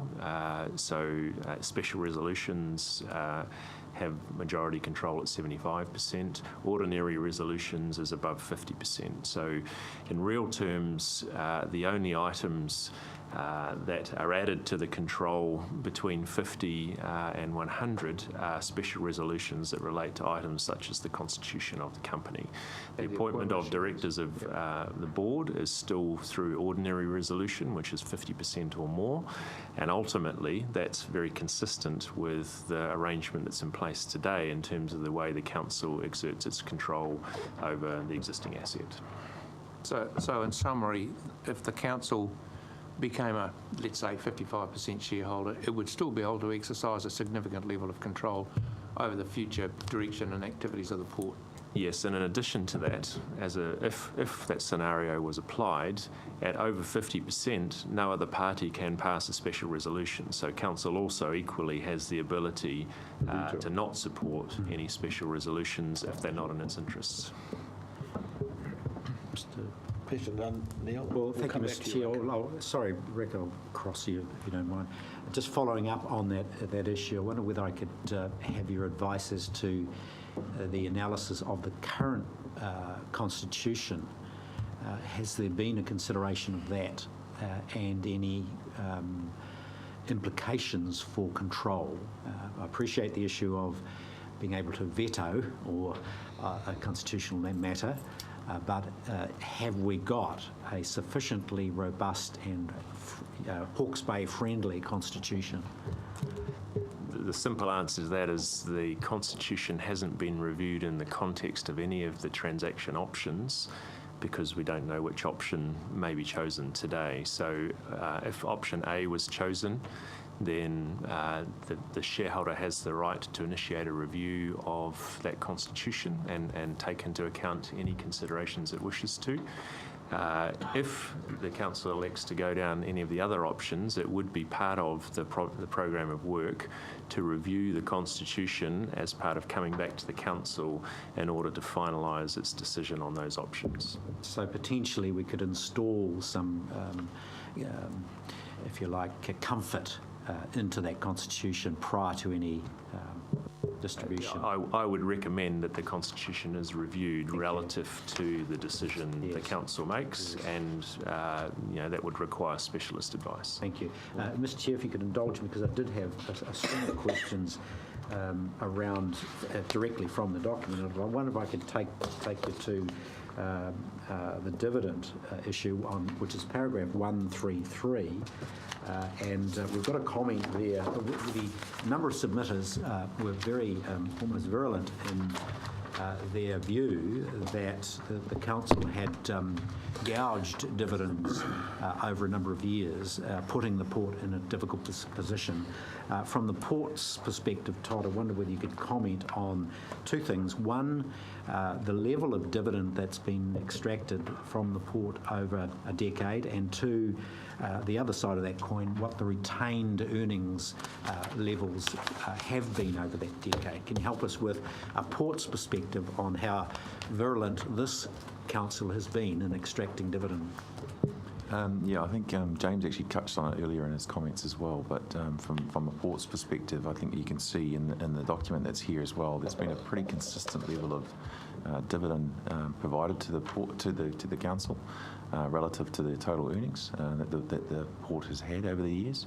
And so my own view is that it hasn't been extraordinary in terms of what the level of dividends have been taken, and that there's been a prudent level of dividend paid back to the council over that time, and a prudent level of retained earnings kept in the business to reinvest in the capital that we've needed to invest in the port over time. The issue that we face at the moment is more one of a real growing pain and a huge quantum leap in capital requirement to fund a new wharf. Right, thank you. Just continuing, sorry to do this to you, Mr. Chair, the issue of debt, similar question on paragraph 151. We've got a comment there that should the port be asked to find its capital for the Wharf 6 development and other capital expenditures over a decade, that describes as putting the port into a position of significant risk. Can you comment on any demand for the port to self-fund through one means or another any future capital demand for the port? Sorry, Neil, could you just repeat that one? Sure. We've had significant, if you like, submissions around the port undertaking its own and being responsible for its own capital requirements. So can the port self-fund the rest? That's right. Is that your question? So a bond issue, something like that. Well, I guess the view of the port has always been that we could self-fund the future investment required in the port, but it would require us to withhold dividend from the council to do that. And finally, Mr Chair, if I could go to paragraph 167, and this is probably more direct in your ballpark, Todd, is the impact of user pay. One of the options considered was so-called option E. What would be the impact of on the port of the council insisting that the port raise the required capital and or servicing of that capital through increased user charges? What would be the impact on the port? The impact on the port from doing so would more than likely result in us seeing many of the customers actually depart from Napier Port. I think the level of increase that we'd be looking at would be seen by the customers as unsustainable. And it would also mean that we wouldn't actually potentially be able to recoup the amount of funding that we actually require to build the wharf in a short enough time frame to meet the demand that's currently going through the port.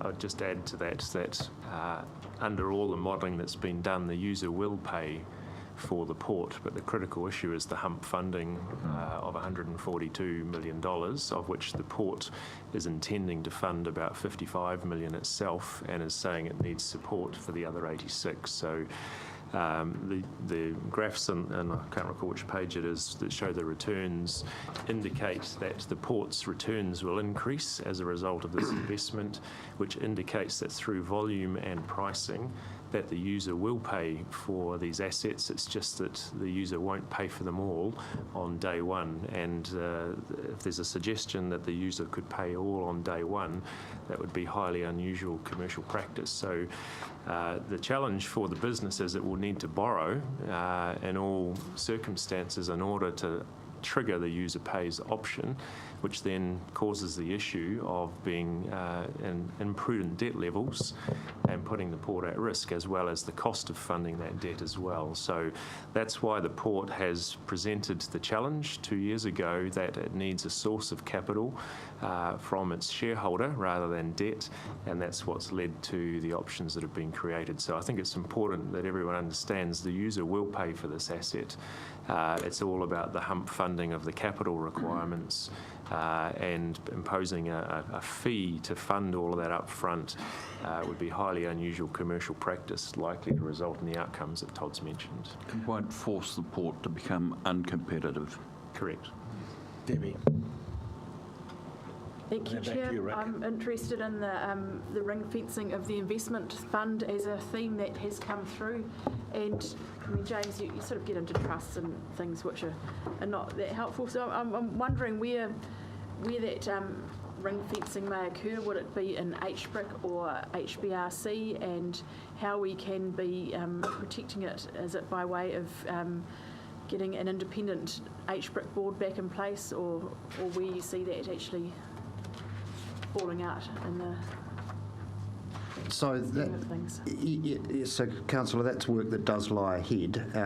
The policy settings, if you like, that Council has intimated are relatively conservative ones in terms of the preservation of that capital for intergenerational purposes. So, at the high level, the signal we've had from councils is to not go and try to aggressively grow any capital that is released from this process, and therefore putting it into an active investment portfolio in the likes of HBRIC and investing in startup companies or in a very narrow and specific set of investments is not what's envisaged.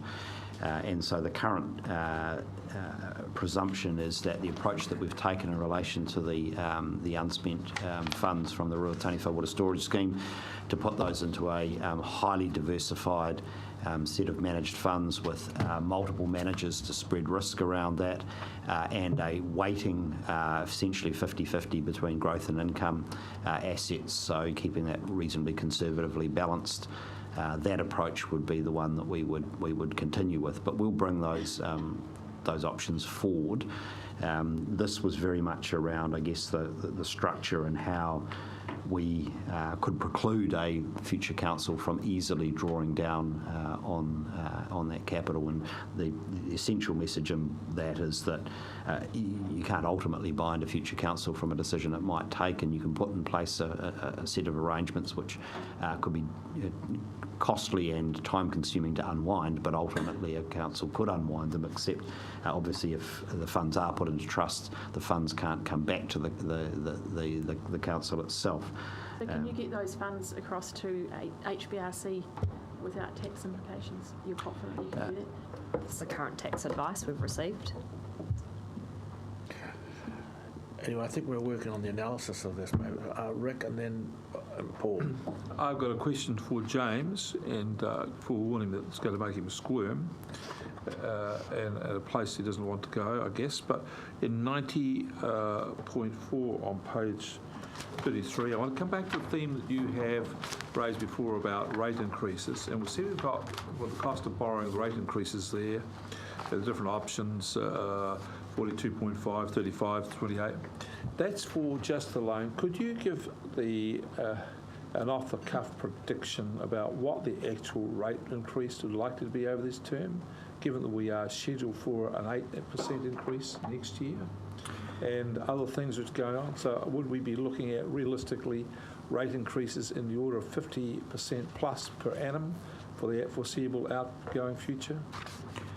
Well, certainly if option A is pursued, then the cumulative effect of the increase in borrowing here, and I note that many people have felt that $956 per average ratepayer over 9 years is not a huge quantum, and that in nominal terms the regional council's rates are comparatively low, so a percentage increase of 53% is not enormous in dollar terms. That conclusion is reached by reasonably narrowly focusing on the port's contribution to that debt profile.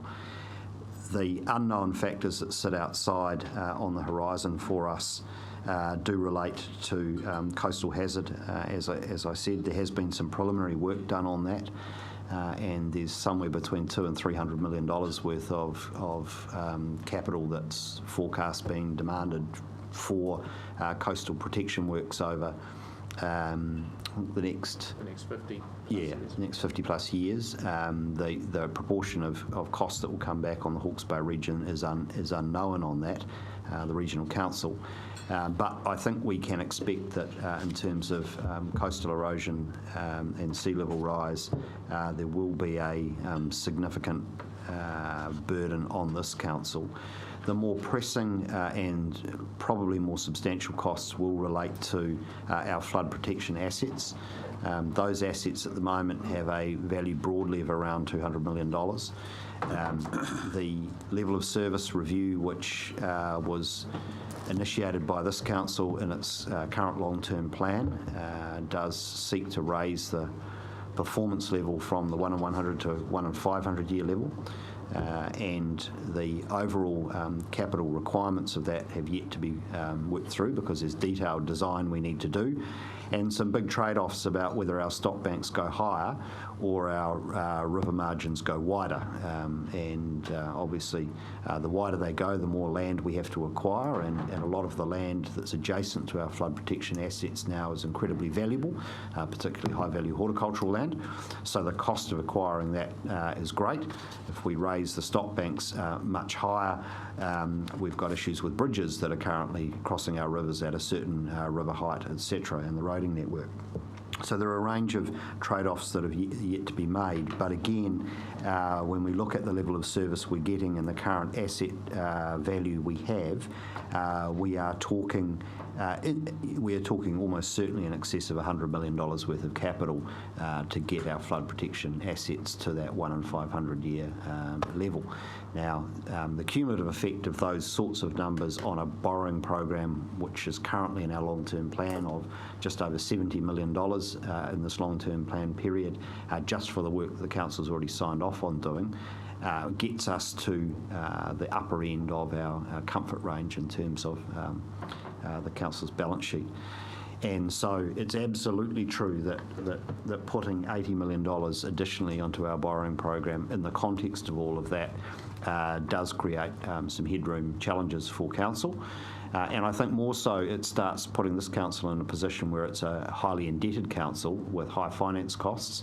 We're therefore exposed to changes in those finance costs, and while at this point in the economic cycle the cost of borrowing is very low, still ultimately that debt has to be serviced by the ratepayer, and the principal does need to be paid down over time. So we're looking at double-digit rate increases for the foreseeable future if the community decides that it wishes to protect itself from the challenges of climate change, and it wishes to remediate the environmental degradation that is apparent within the region. So I think that's all extremely relevant context. Supplementary, Chair? Yes. Just in regard to the 500, that's not the advice we've had in the past on the value, the 100 million or whatever it is. Just to be useful, could we actually get that in the new year, obviously re-put in front of us at some stage, perhaps through E&S? Well, certainly that work is coming through. It is a project which Council's been advised is delayed. The level of service review of the Heritonga Plains Flood Protection Scheme, and that relates to shortages of staff, etc., with the requisite skills. So the detailed work around that upgrade and all the design work is some time away. We have in this long-term plan allocated $1 million a year for each of the next 10 years for continuing to upgrade that scheme. But certainly it's that sum is well short of what will be required to get to a 1 in 500 year level of protection. But again, that wasn't the advice we've had in the last 5 years, on the basis that the money used to pay the Sawfly, $9 million, that was all the quantum was seen to continue with. So I'd be really interested in that going forward. So my understanding is that's undercooked. Right. Yeah. Okay. Anyway, councillors, we're getting off. We're just if we can focus on the analysis. Let's get going. Staff analysis. I'm sorry, Chair, I'm going to continue to ask questions that are on the paper. I'm not interested in getting going in a hurry. I'll continue asking questions. No, but on the paper. Thank you.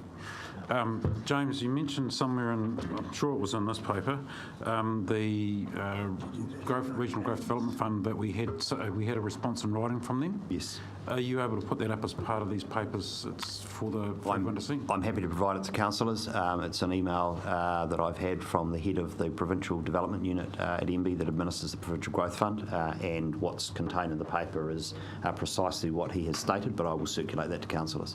Okay, that's fine. My next question is to, I suppose, to Todd. When you were talking about increasing the user pay levy of some sort, you talked about the consequences that would be that they would depart from Napier Port.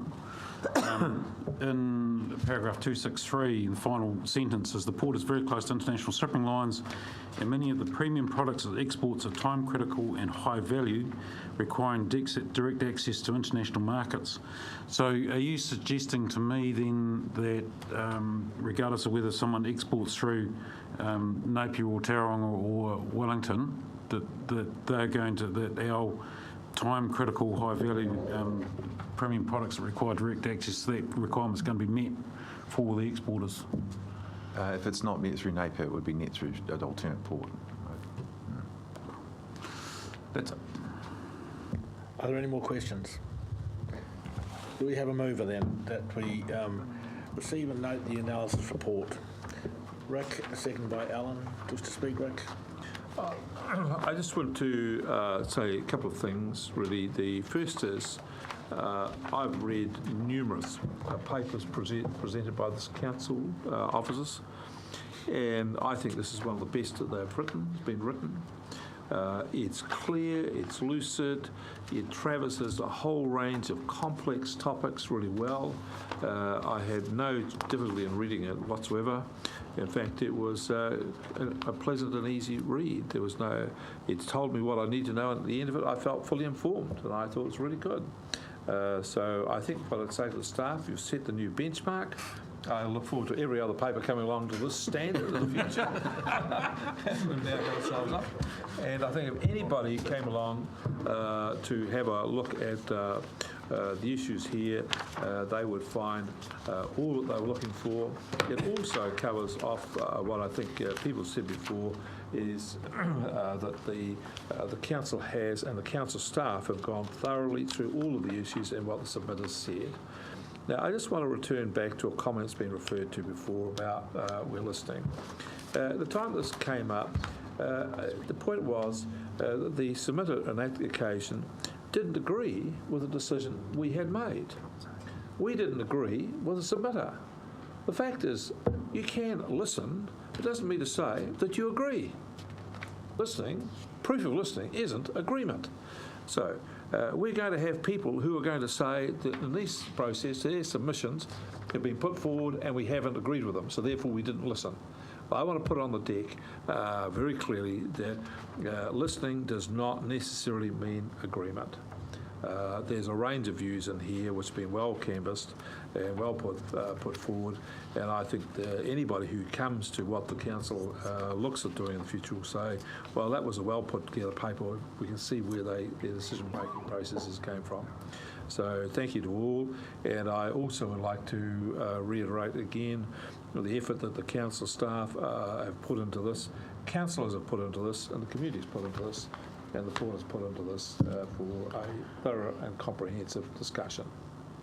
Thank you, Rick. Alan? Well, obviously, it's a very thorough analysis of some complex issues and submissions.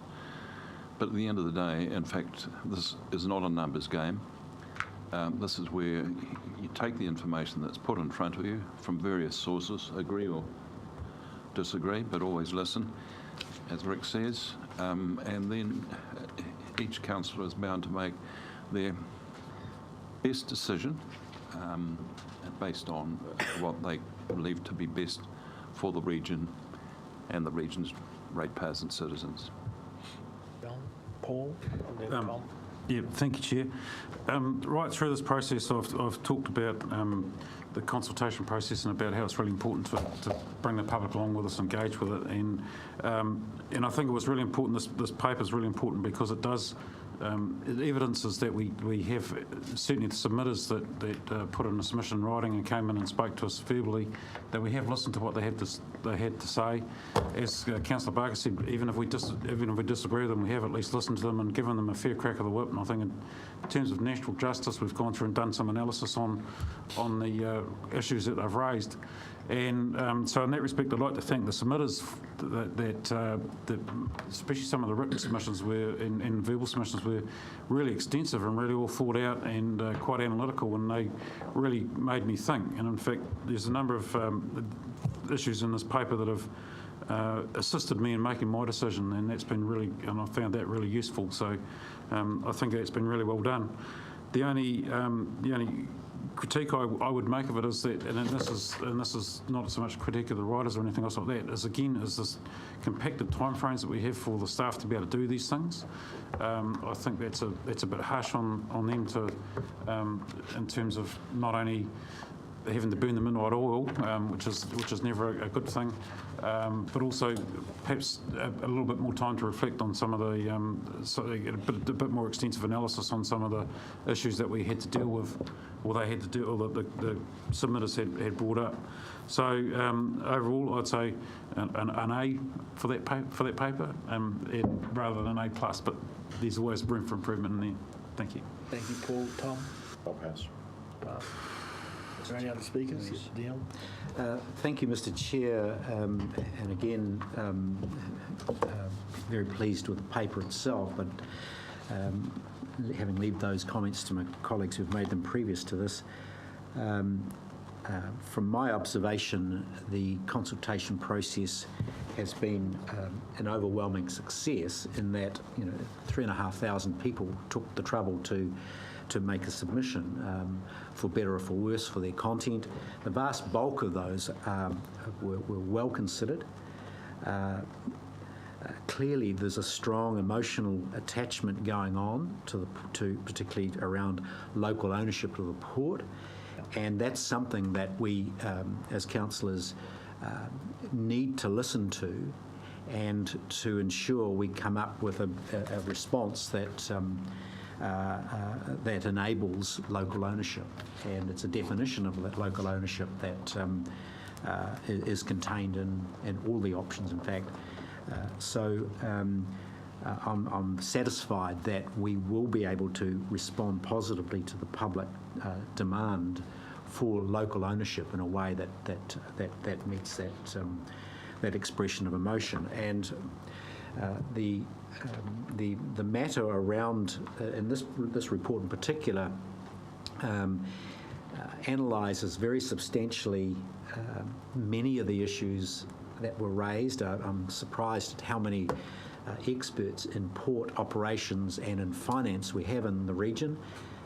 We have an abundance of people that know a great deal about these matters, and we should be satisfied that we can draw upon a vast pool of directors that could go onto the port and run it very satisfactorily. So I look forward to those future port directors coming forward, because clearly there's a lot of expertise. A lot of misinformation, a lot of misguidedness going on. The analysis that's taken place here and the complexity of it demonstrates that it was simply not feasible to hold a referendum on this topic. And I'm a great fan of having public participation. But clearly that is simply not viable when you have so many moving parts to this sort of question. This is not a question as to whether one should liberalise cannabis or not. A simple yes or no, should you or shouldn't you, that was never going to wash. We've spent 2 years as a council around this table grappling with it, and I'd be surprised if we come away with unanimity out of that even then. That simply was not an option available to this council when we've come to a decision of this magnitude and complexity in its orientation. It was probably of no surprise to me when you open up and invite the public to make submissions, and when you do want to hear them, that you do get those outliers, those people that want to, rather than make a case, have a political position or a philosophical position to defend or to espouse. And we certainly had that. We can say for certain that the Trump era is we're not immune from that in our little hamlet here in the Hawke's Bay. Some of the views that have come out and some of the reactions and responses would do well to find their place in the Mississippi Delta as much as they would on the Heritonga Plains. At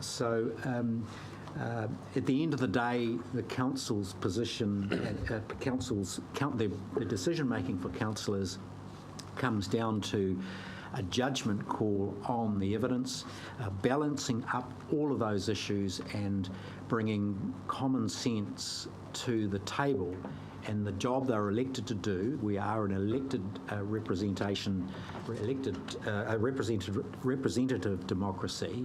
It's our job at the end of the day, on behalf of the constituents of the region, to make a decision based on the evidence, based on the facts. And what we've had here in this analysis is a very coherent platform for this council to make its decisions. Thank you, Mr. Chair. Thank you. Tom, now are you going to go on the Mississippi Delta, or are you? I've been inspired by Councillor Curtin to speak after all. Me too, Chair. In the interest of people there will be many of the people who had the most to say about the direction we should take will at some point sit down and watch this proceeding. I'm confident of that. And I think so it's helpful for us to make clear what we're all talking about here and referring to. We have here a 56-page document that has gone through every submission, identified a whole series of themes of concern and questions and suggestions and what have you, has illustrated those with selected comments, verbatims from many of the submissions, and is basically one by one answered those questions. In some cases, rebutting misinformation and so forth. And I would remind us that in our submission process, our oral submission process, we deliberately took the view here that people were going to have their 10 minutes to say whatever they wanted to say. And we were not going to dispute them. We were not going to, despite Peter's efforts, educate them. Twice. But the reality is there were some wild and woolly things said in those presentations that were not addressed at the time, but were left on the table as statements of total reasonability and factual accuracy that were plainly not. This document, I would say anybody who submitted should seek this document out and read. This is going to be probably the most thorough discussion of what concerns have been raised that anyone's going to see. We will probably at some point after we make a decision, we'll create a document that says, here's what we've decided to do and here's why we decided to do it. But this is as thorough as it gets in terms of, hey, you said this, here's our reaction to that. From the perspective of the staff, and I think it's a incredibly well done document, and I would just urge anybody who's out there who has raised issues about how this decision should come down should take a look at this before you take your next step. Is that an A plus? A plus. Oh, he's easy. Right, any other speakers before we go back to...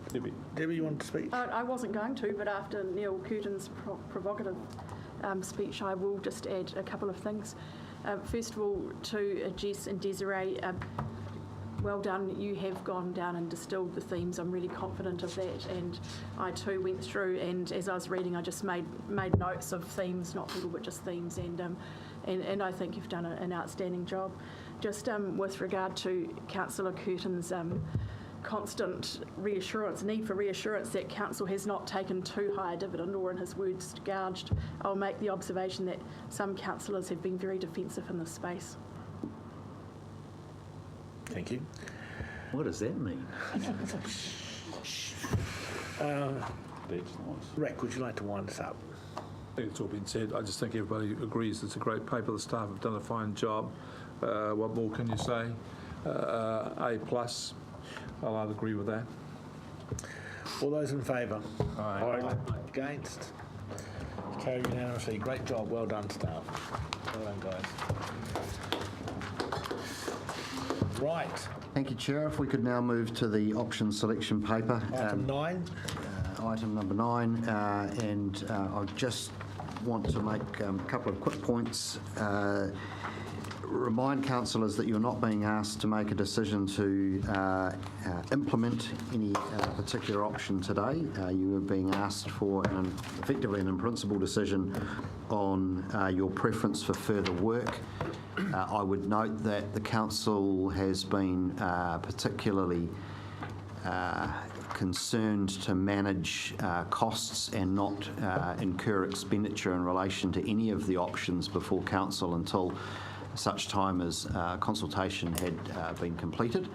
In that regard, there has not been obviously the expenditure on the very detailed design of any of the options that will be necessary before a decision to formally proceed. And so should you decide to proceed with an option today, then that work and that expenditure will commence, and we will be reporting back to Council early in the new year on the detail of all of that work and its associated costs and funding implications. But we are, before scoping all of that, obviously needing to know where the Council wishes to go. I do just also want to draw your attention to the section 57 in the paper, which sets out your key obligations in terms of making a decision today. There are a series of provisions under the Local Government Act that you do need to observe, and a range of things that you need to note. In conclusion, in the options themselves that have been put forward, we have based those on the 4 options that were consulted upon. It is open, of course, to the council to decide it doesn't wish to pursue any of those and to seek advice on some alternatives. We have fleshed out option B in terms of some of the issues that have been raised through the consultation, particularly the focus on preference shares for local residents, port staff, and also to iwi, who have notably expressed an interest in investing, and also provided a range there in terms of the initial sell-down volume being somewhere between 33 and 45%, to give council some more flexibility should it pursue that option. So we've obviously provided a little bit more elaboration on option B, firstly because it was the council's preferred option going into the consultation, and secondly because it was the option that was most favoured in the submissions received. But that is no way an indication that necessarily that is the option that needs to be pursued by council today. That's something which you need to arrive at based on all of those decision considerations in paragraph 57. Questions for James? Paul? Thank you, Chair. Paragraph 55, James, in this paper, council should be aware that during the Wolf Sips consultation process, issues have been raised by Māori, including iwi and hapu, with interest in the port area. These are issues that will need to continue to be worked through, including consideration of the implications of the proposed treaty settlement with Ahuriri Hapu and applications under the Marine and Coastal Act, together with the Council's general obligations to engage with tangata whenua. In terms of, we've had a number of different discussions around the risks involved with generating maximum value if we were to go down the path of a share sell down, and the risks to the value in those share sell downs. Is that going to be a risk that's going to be hanging over that potential pricing for a period of time until it's resolved? So look, I don't believe so. There are 2 elements to this. The first of which is that with respect to any treaty settlements are either made in cash or in relation to Crown-owned assets, land, forests, the like. The Port of Napier is not a Crown-owned asset, and so this asset is not at any risk of being included in any treaty settlement. The only, I guess, statutory process that potentially is held over the area of land on which the port occupies and operates is the Takutai Moana Act, the Marine and Coastal Act, and there are a number of claims for customary title that overlap in the coastal marine area, including where Port of Napier is located. Those provisions enable rights of access and rights of customary use of that space. Those sorts of things, should a ruling be made by the High Court that there is a customary right to give effect to that, that's something we'd just need to work through around the operational parameters of the port, but would have no substantial bearing, in my view, on the port's operations or on the port's values. So there's nothing here of great significance, despite some of the assertions by a small number of submitters. Thank you. Mr. Chairman. Yes, Alan, sorry. Page 93, this is in the proposed resolution for option B, 14.3, that the IPA transaction be structured with a view to maximising priority allocation to constituents of Hawke's Bay, employees, local iwi. I'm assuming that local iwi are constituents of Hawke's Bay. Correct, although I do note some commentary on this in this morning's newspaper from the chair of Ngāti Kahungunu Iwi Incorporated, noting that Ngāti Kahungunu itself stretches into the Wairarapa, and therefore if that iwi itself wishes to participate, they would be bringing in effectively and directly residents from outside of Hawke's Bay. That's possibly a policy design issue that we'd need to come back to you with following some discussion with Ngāti Kahungunu. Okay. The point that I'm getting to, and I'm asking for some resolution on, is it intended that local iwi be offered preferential terms or other special advantages over other constituents of Hawke's Bay? So we've had no instruction from council to approach the issue in that way at all. So what's proposed here at this point is that further advice be delivered on an allocation, a preferential allocation. But the terms of that allocation is something we'll need to come back to you on, both for iwi and also for port staff and residents. Well, I would hope that all constituents of Hawke's Bay be treated equally without fear or favour, and I think if that resolution does proceed, it should at least read 14.3.1 constituents of Hawke's Bay, either full stop or including local iwi. Otherwise, sending the wrong signals.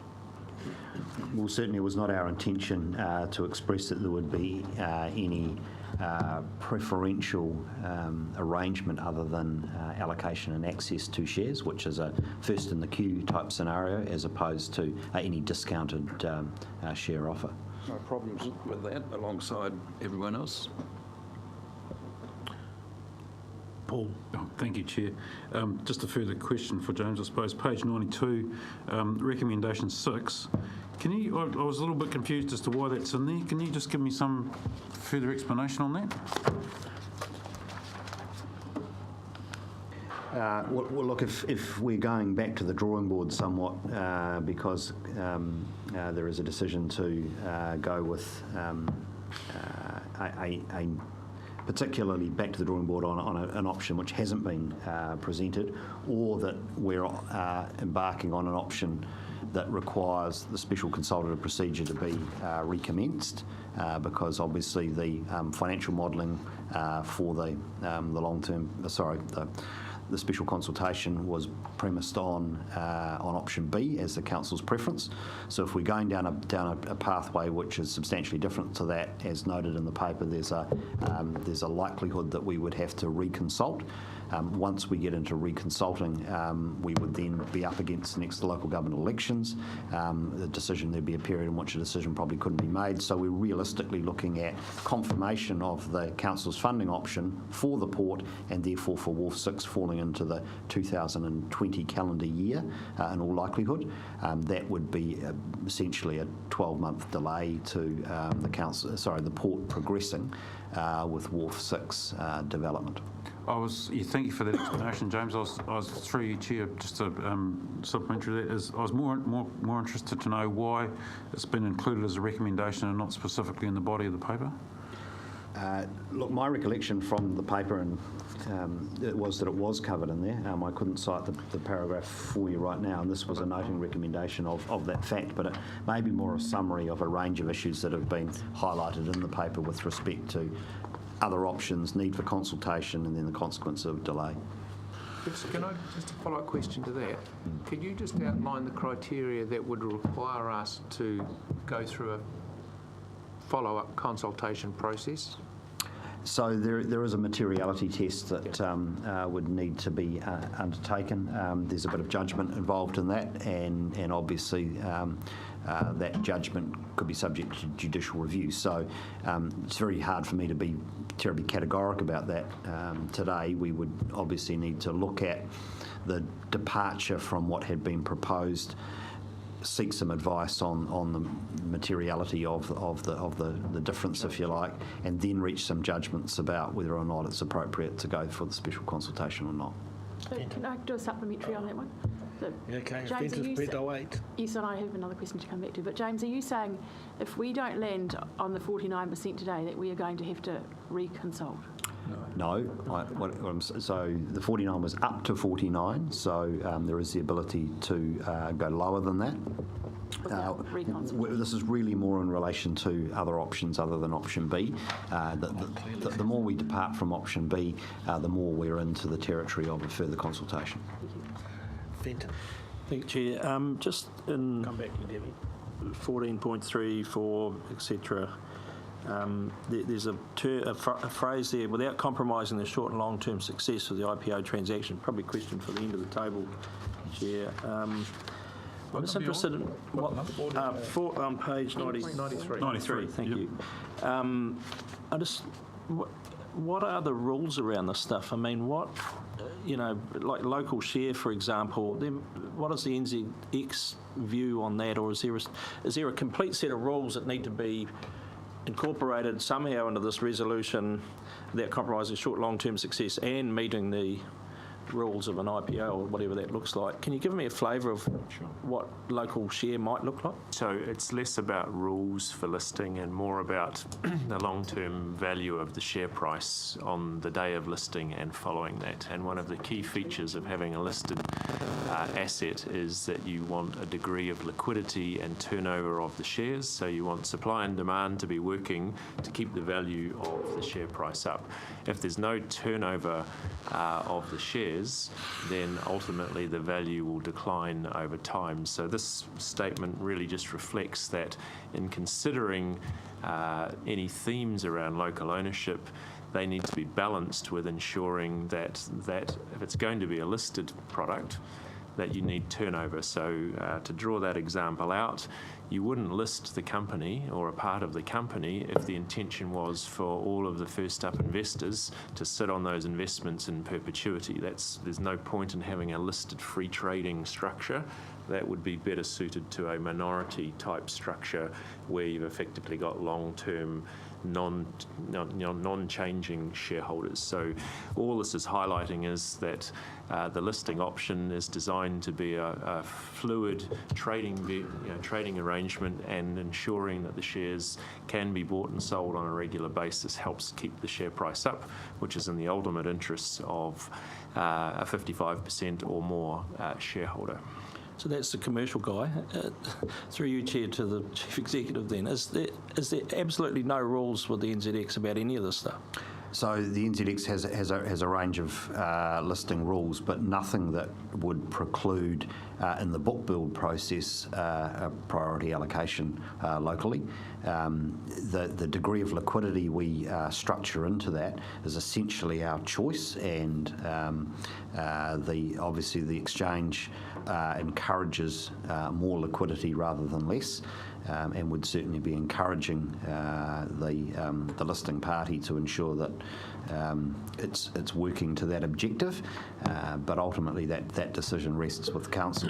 One of the principles we've had behind this recommendation is that while there's been a great expression of interest in buying into the port expressed through the consultation by ratepayers and residents, we have absolutely no idea how material that is, and so what we're proposing to do is effectively go and test that, and we may or may not have a problem with liquidity. We may find that the community, for argument's sake, is interested in subscribing, let's say, $30 million worth of a $200 million capital raise, and if that's the case, well then there's not a liquidity problem in all likelihood. We might find we're totally oversubscribed, and the good people of Hawke's Bay seek $300 million worth of shares out of an allocation of 200, and then we're into a rationing game. So we're really saying that we want to maximise the participation.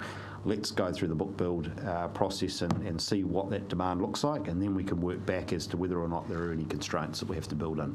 I just hate to build expectation both around this table and in the community that we had a big chunk for people and then discover ultimately we couldn't do it.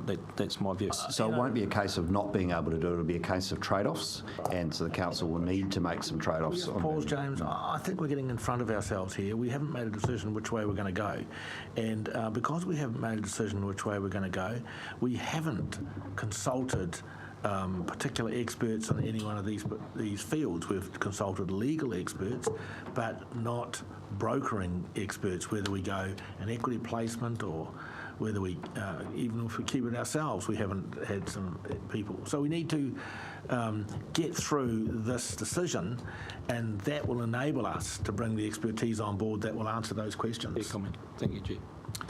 Well, Mr. Chairman, if you want someone to move, I'm prepared to move option B on page 93. I do have a question before. And I had my hand up. Oh, sorry, you did, Debbie. Can we just hold down?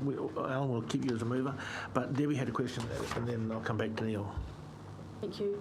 James, when you are going to be doing the test of materiality, is there a desire for local investors from Hawke's Bay to participate in this option? Well, how much work would it be now that we've distilled down all of this information to at the same time be seeing if factually was there a consortium of Hawke's Bay investors that might be interested in this as well? Because we've had a lot of questions around the table in the last few days in that space, and I don't feel confident that we've fully explored that. Well, look, I think the principle of approaching the NZX option, the publicly listed option, was to particularly enable anybody in Hawke's Bay that might wish to and has the ability to invest in this business, and that was an important underpinning of pursuing that option. Having a consortium of investors, whether they be commercial or Commercial, I'm aware Napier Port, Napier Council has got. That's exactly right. So that starts looking an awful lot more like option C. Exactly. It is option C. And certainly if option C was preferred by council, we would be looking at what sort of consortiums might come together. But I stress the fact that it would not enable the open door approach, if you like, to anybody and everybody that is willing and able to buy shares. And so that was the principle on which we were heavily focused on option B. And the assumption also is that will discover not only true value but best value. Neil. Thanks, Mr. Chair. My question relates to probably all the options, and just as well Todd's here. My question is, in terms of the Port's position on its capital raising, no matter the option, what is the feasibility of going to Hawke's Bay people by way, for example, of a bond issue to undertake that capital raising? Is that something that could be put on the table so that people can participate either if it were a share opportunity, or at the other end of that, it'd be part of the capital raising? My understanding is that part of the capital structure review panel options that they looked at was around bond raising specifically, and that was an option that was not recommended as part of that process back to council, so it wasn't considered as part of this consultation process. But that was in the context of, if you like, total debt of capital raising directly. If a decision's made, for example, to offer shares, the ultimate outcome will be the Port will need to raise capital. So my question is, in considering capital raising options, not so much to fund the entire thing, but to fund its ultimate debt requirement, is it a consideration for local people, given the expression of demand, if you like, from our community to participate? What do you think the appetite might be for the Port to consider as a part of its capital raising to offer bonds?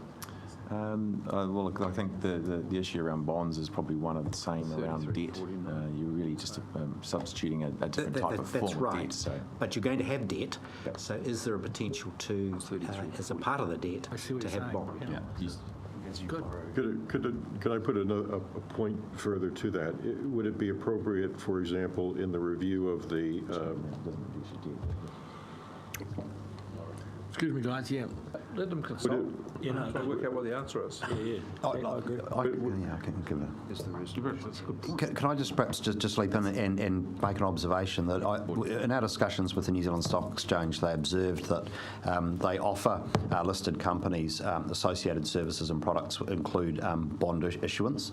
So one of the things that would come as a co-benefit, if you like, of the company being listed on the New Zealand Stock Exchange is the ability to raise capital through the exchange's facilities for bonds. So there's an inbuilt mechanism and associated one. I think where this is going, though, is that, for example, in the review of the Constitution that we talked about earlier, when after this initial capital is raised and you're now in the longer term process of raising capital, the other component that adds up to $300 million.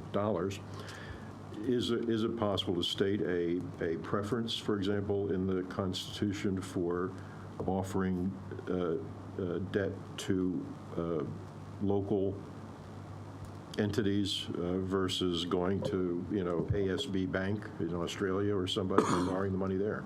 The answer would be yes. Yes, it's possible. Exactly. Anything's possible in the Constitution. I think just to try and, I guess, grab the question and frame it, as a commercial entity, the board of directors of Napier Port should always, through its executive, be reviewing sources of funding for debt, and bonds may well be one of those options that it wants to consider. And right at the moment, bonds are modestly priced relative to bank debt. Previously, they've been unattractively priced relative to bank debt. They are just another form of debt, so technically a bond can be read next to bank debt, but the board of the port would want to be put in a position where it can choose the best commercial outcome and rates, and I think putting anything into the Constitution around financing arrangements would be quite a risky arrangement, because there's not too many people on this planet who can predict what the structures of finance need to be into the future and what the cost of those options are. So providing the board with maximum flexibility to determine what type of debt it wants to have and how it wants to construct it is a critical requirement for a successful commercial operation. But indicating a preference is not the same as putting a straitjacket on. That's correct. And so the port could be asked to consider potentially. Still on questions? Paul, you've got a question there, Rick. Thank you, Chair. Page 94, number 18, this is to do with option B. You noted that the costs incurred in the necessary to progress the IPO transaction of approximately $5 million. I thought it was almost double that we're budgeting on. I can answer that. So that's for the next phase of work to bring it to transaction design. There's another phase of work, should you go down this path, to take it to execution. So it's $5 million to go away and do all the work necessary to design this option, and then there would be another circa $5 million per the consultation document to execute and go to market, including advisor fees and all the necessary payments for that. Yeah, okay. And again, in the interest of transparency, I think it would have been nice if you had to put in brackets out of a total $10 million budget or something. Sure, so that's a fair statement that it's 5 of 10, read it as 5 of 10. Yep, Rick. Just coming back to the question about raising bonds locally, if this council gets itself into being quite directive about how the port company raises its debt, aren't we in the position of becoming deemed directors? Absolutely. And shouldn't we allow the port company to make decisions about raising its debt itself in its best interests? Yes. Just listening to the submitters, Councillor. Okay, we have, I think we've done, we have a mover. Alan has moved option B, which is the council's previous preferred option. Do we have a seconder? I'll second, Mr. Chair, but I wonder whether, with the indulgence of Councillor Dick, at paragraph 14.3, so without compromising the short and long-term success of the IPO transaction be structured with a view to maximising priority allocation and including exploring a structure to retain the local allocation for the long term.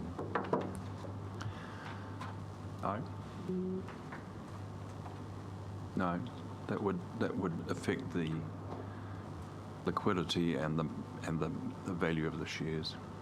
I think so too. Well, it wouldn't, but I'd second it as is. That's helpful. Will you go as is, or do I hand it to Fenton as is? well, Fenton. Well, he hasn't accepted it, so you're stuck. It's Fenton. Move to Fenton as seconder. no. Well, No. will you accept? Councillor Curtin can always put his suggestion up as an amendment. Okay, do you want to put it up as an amendment? Well, Need 2 speakers first. yeah, we'll put it up. So you second the motion, and then are you now going to move an amendment as well? Yeah. No, he didn't second the motion. No, I seconded the motion. Yeah. Subject but to. it's subject to change, which I wasn't All right, prepared to well, I've accept. seconded the motion then. Okay. We have a mover and a seconder. Without qualification. Without qualification. Yeah, now I'm moving an amendment. Yeah, that's... Can you do that? No, I don't think you Can't can. do it. No, Why can't can't do he it. says? Because you've already put your hat in the ring. Yeah. Deputy Speaker of the House, can he do it? No, you can't do it. No. No. You should let Fenton second the resolution. I'd suggest you let Fenton second the resolution. Oh, I You do move the second amendment. it then, Fenton. Okay, no, you've seconded now. Do you want to withdraw your second? I'll withdraw my second then. That's right. Okay, Let right. Fenton second Fenton, it, will you second? Yeah. Thank you. We have a mover and a seconder. A few minutes. Now, Now I've got an amendment. No. Two Entitled speakers to first. speak. yeah, Speaker. Okay, And Alan. because time is moving on and there's nothing much Nearly home I time. can really add to what's in this paper, I'd just recommend it for your support. I was thinking about changing the 14.3.1 around a bit to reflect my concern about the seeming message of preference for iwi, or special preference for iwi, but I'm not going to do that because I want to make it easier for this to go through. But it's well drafted. Its conditions protect and provide for us to move from a position of principle onto a working phase where things are nailed down properly. Thank you, Fenton. Thank you, Chair. And thank you for your advice before. I had a suite of questions which were going to take me too far into things. So I'm happy to support it as it sits here today. Safe in the knowledge, actually, that things will quietly move and change as all this stuff comes back. And there's a lot of work to be done. So this is really an in-principle place where the good people that are going to do some of this work can get on and get started. And I think on that basis, you know, I had a couple of things, one thing in particular, I'm really interested going forward to understand how much more expensive an IPO type operation is to run on a day-to-day basis, but that's not a question for today, obviously. And that will come out in the wash, no doubt. So I'm happy to support this as it is here now, safe in the knowledge, as I say, that there is a lot of water to go under the bridge yet. Just a question of process, Chair. I take it we're actually moving recommendations 1 to 8 and 13 to 18? Yeah, option B, 13 to... Moving 13 through Yeah, that's what we are. 18. Yep, That's correct. that's correct. So we're not doing recommendations 1 to 8?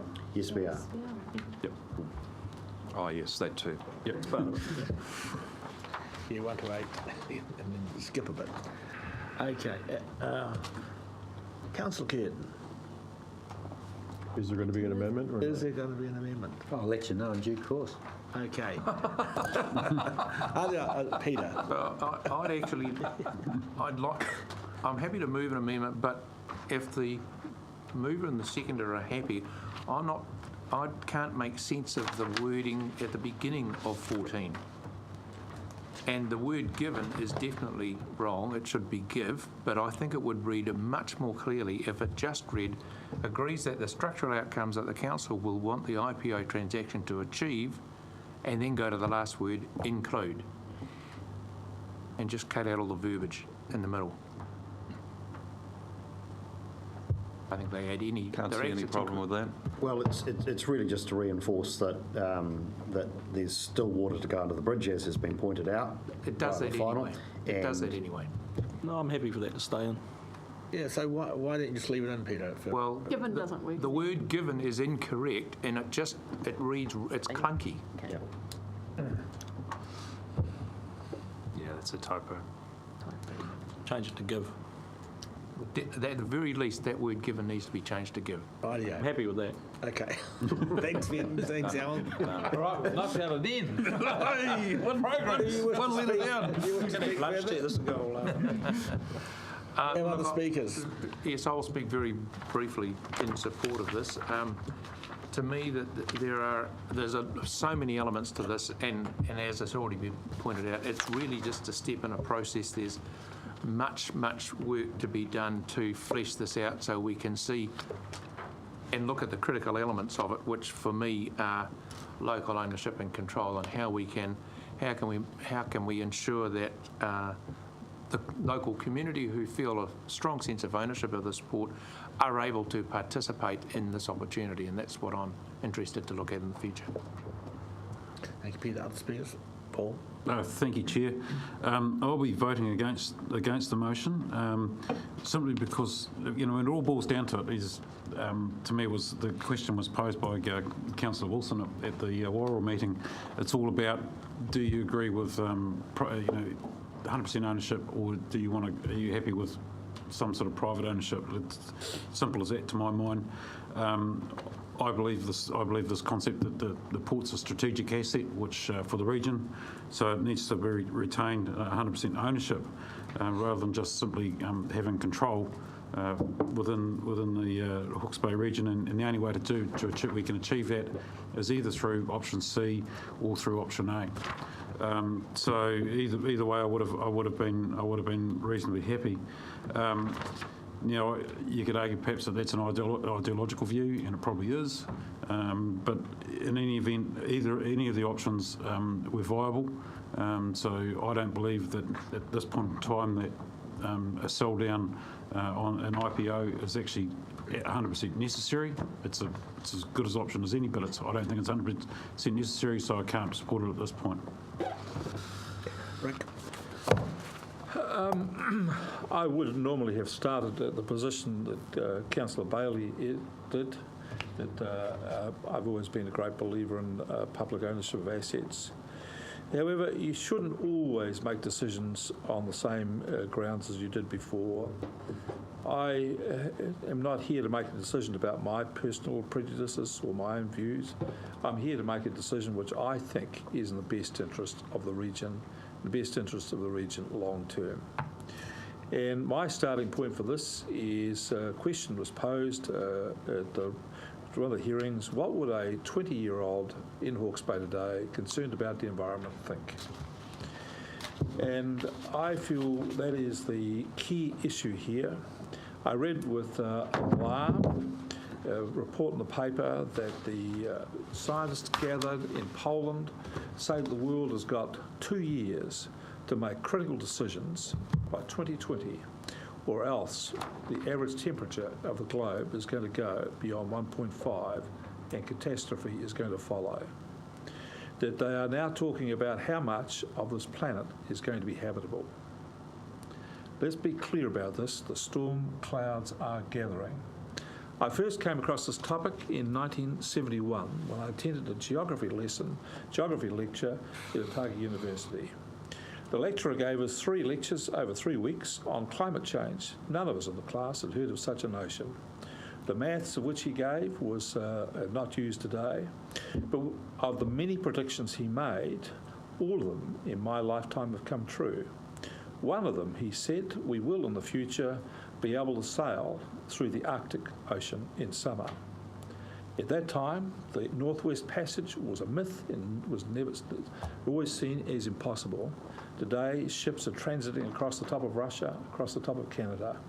The ice caps are disappearing. They're going to disappear in Antarctica too. We are on the brink, no question about it. So for us to make decisions today about these things without being conscious of the environment we're in is delusional, in my view. And we have to make decisions which are in the interests of the kids of tomorrow. I am really torn about this, but in the end, I feel I have to make a decision that supports this council being the best position it can be to do its environmental work. This council is the only environmental agency we have in Hawke's Bay. There is no other. We're it. This is our primary charge. And here we are spending our time and resources worrying about a commercial entity. And I can't convince myself yet that we should spend all of this council's resources on a commercial entity and ignore, to a large degree, our environmental interests. We have our Rivers protected by stop banks which are rated at 1 in 100 years. We're all told that a 1 in 100 year event is no longer possible. I have been to New Orleans after Katrina. I've seen the devastation that wiped out lives, people's families, and a city. And they're all told that the levees were not big enough, not strong enough, but they ignored it, and nature paid them the price. We're being told that here today, that we have to do these things. The storms that we've had here in recent times in Esk Valley and so on, down the southern coast here, are only a marker of what is to come. No one sitting around this table can say they were not told, they were not aware. We were told some time ago that global warming will see sea level rise by a metre in 200 years. Well, now they're saying a metre in 100 years. Now they're saying a metre in less than 100 years. All of our predictions have been behind. This region needs this council to be in the best possible position it can be to take on the environmental issues. That means we have to be able to plant trees. We have to stop the erosion. We have to defend our cities, Napier, Hastings, Waipokoro, with appropriate stop banks. We have to be able to manage the retreat. All of these things we're going to have to do within a short period of time.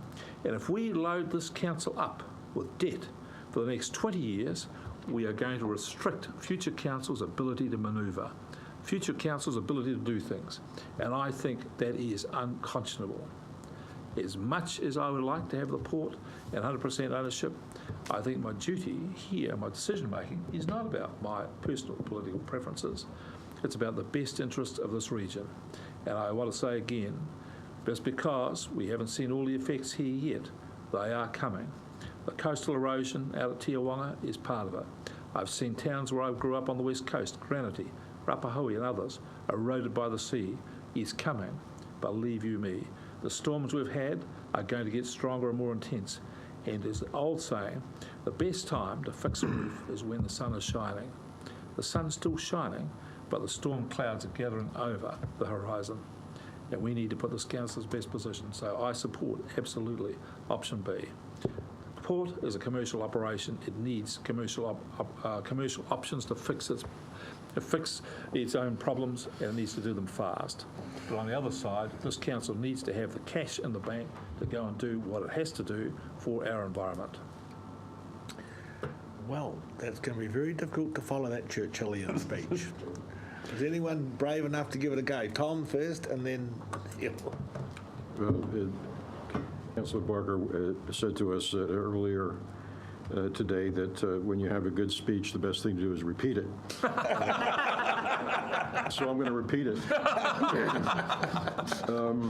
Because I'm not feeling timid about taking the step today. I think there are details to be worked out, and there are issues that we've heard put on the table in the consultation process that I think can be accommodated within the option that we are going to vote on in a moment. And so I'm entirely comfortable with the direction of this, and I'm frankly not expecting in months to come that we are all of a sudden confronted with something that causes any kind of reconsideration of this direction. So I would hope people take away a clear message regarding that today, that we are making a important step.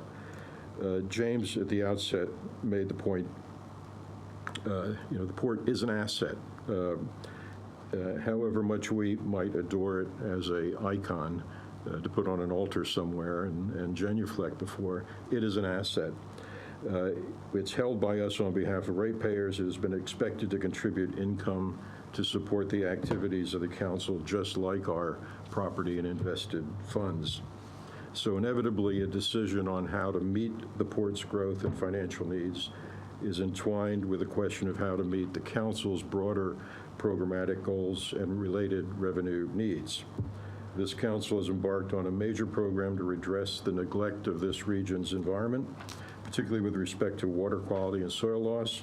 Our current LTP commits $71 million in borrowing over the next 10 years to meet these intergenerational challenges. But not only must we catch up, as Councillor Barker has just said, we need to anticipate future challenges, particularly global warming, which could require, sooner than we think, potentially hundreds of millions of dollars to mitigate the effects of sea rise and river flooding. These issues are actually discussed well in items 12, 18 of the options paper. Moreover, we must remember that our ratepayers, our regional council ratepayers, are the same ratepayers funding even hungrier territorial authorities. And the TA plans call for another $200 million plus to be spent on water infrastructure alone in the coming years, not to mention pools, an aquarium, and various CBD lollies. Where is all this money supposed to come from? So it's not just a simple matter of jacking up regional council rates $90 a year to pay for a wharf. There's a lot more at stake. I consider it fortunate that private funding is available to meet the needs of the port and shoulder some of the risks. Hallelujah, as far as I'm concerned. Private funds will allow us, on the one hand, to grow the port, and even with a lesser shareholding, continue to enjoy rate relief coming from a larger earnings pie, as well as from new investments, while on the other hand, reserving public funds and borrowing for meeting the region's core environmental needs. Private funds can and will grow the port, with 100% of the earnings coming from the wallets of those using the port. 100% user pays. But only public money, money paid or borrowed by ratepayers, will lift stop banks, provide coastal protection, accelerate afforestation, protect our waterways, aquifers, and Neil's marine environment. I believe the overwhelming majority of people in Hawke's Bay want to see these investments made in their environment and economy, and financing the port's growth must be accomplished in that wider context. So after 2 years of examining the issues and options, then hearing from thousands in the submission process, I am confident that we have diligently and transparently explored all the nooks and crannies and have considered what we've heard carefully. I see nothing to be gained by postponing the decision. I'm happy to vote on this today. Weighing all that, as a representative elected for that purpose, to weigh things, I am fully prepared to support a minority sale of port shares through an IPO, with a maximum portion reserved for local purchase, and with any proceeds in excess of the port's immediate needs allocated to a ring-fenced fund whose future earnings are earmarked for the Council's environmental programs. Thank you, Tom. Neil. Thank you, Mr. Chair. At the risk of echo, I endorse the prior speakers around this issue, and I'd like to pose this issue. It's not so much about the port. Yes, it's a precious emotional asset that the region needs to guard. Option B provides the opportunity to preserve the public interest in the port. It's in a position to control or limit any predatory actions that may take away from the public interest that resides in having a port of its nature where it is. But the decision cannot be made in isolation. We've already gone to the public with our consultation, our long-term plan facing the future. We were adamant and convinced and convincing that there are problems we need to fix now. That's what we said. It says here, many of our rivers, streams, lakes and estuaries are a mess. It's clear that that fixing the issues in our environment needs a step change approach. To make our land and water better for future generations, we need to invest in our environment. Those that would ask us to choose option A are asking us to invest in a port, a commercial entity which can do it itself, which can be subscribed to by the public on terms and conditions that we set around this table, just as we do and have done over the last couple of decades in terms of the port's directorship. We can do that. We're not throwing anything away in doing it. What we are doing, though, is through option B, releasing in the vicinity of $80 to $90 million, in addition to paying down the debt around the port at the moment.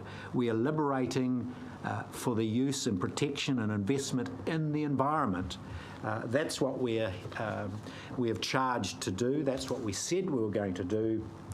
And I read from paragraph 12 of the paper, Mr. Chair, the Council is the region's primary environmental agency. The region faces a number of significant environmental challenges, and here again needs a step change in commitment, leadership and resources for this council to face the challenge not only of fixing the past, but of meeting the challenge that Councillor Barker and Councillor Belford have articulated so clearly, the challenge that's coming our way through climate change. This is the role that we must face. The only way we can do this in any rational way is to invest and invest and invest. That's what we're here to do. For me, the work of our predecessors in establishing the port is done. Their work is done. The port is there. It's not going away.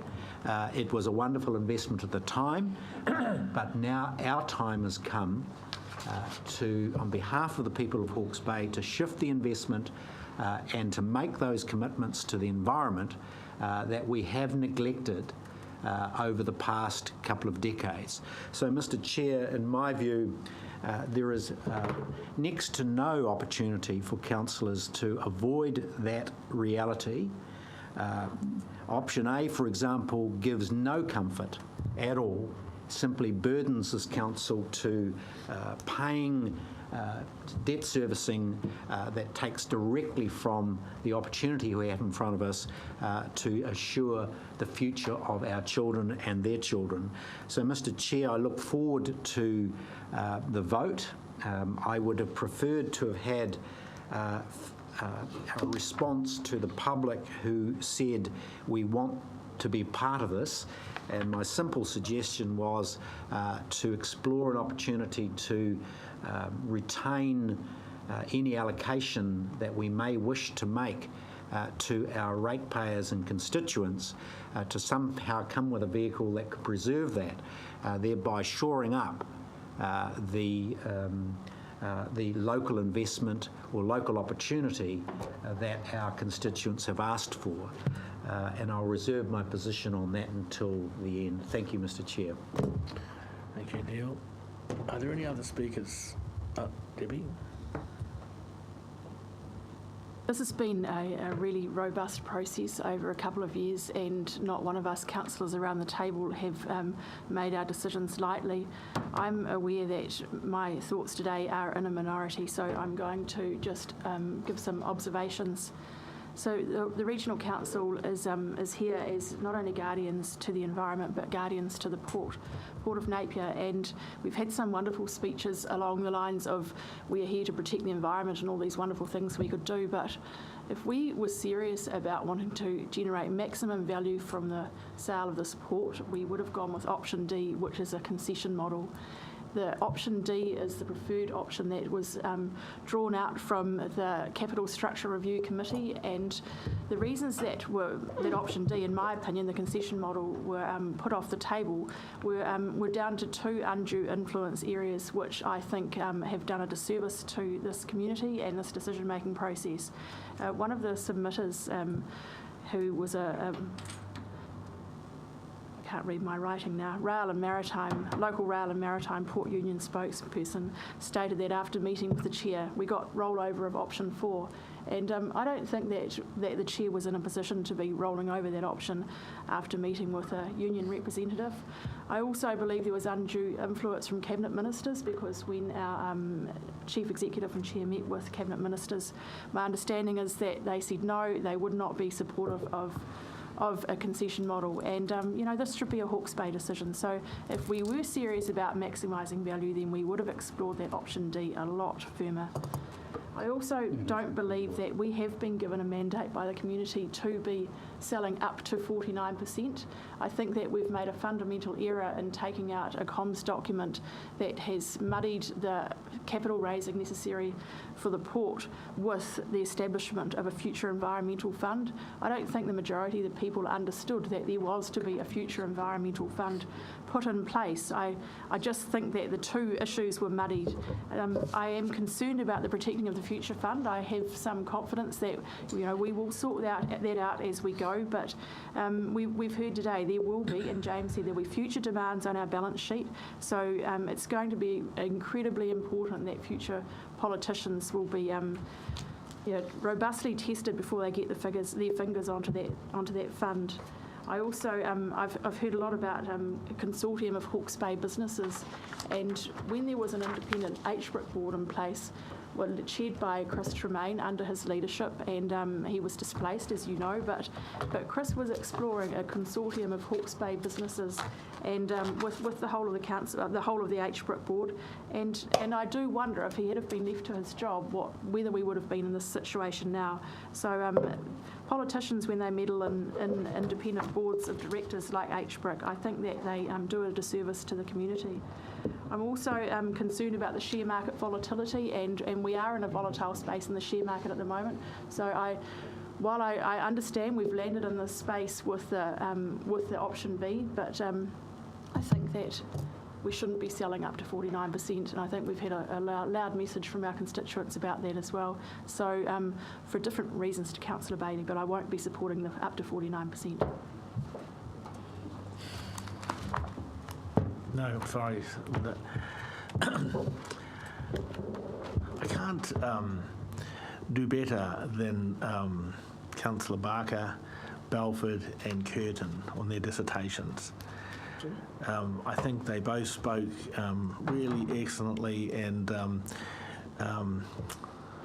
my opinion was encompassed in all of their speeches.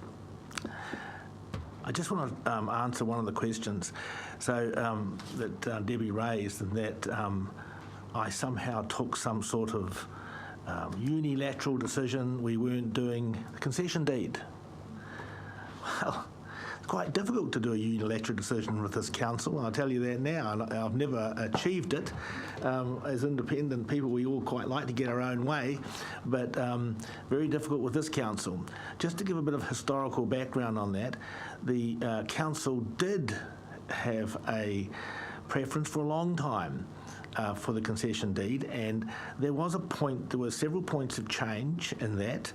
And one of them was when I had some chats with the union team, and that meant that I explored a little bit further, and so did other councillors, and Rick and I did a tour discussing it with various port staff around the country.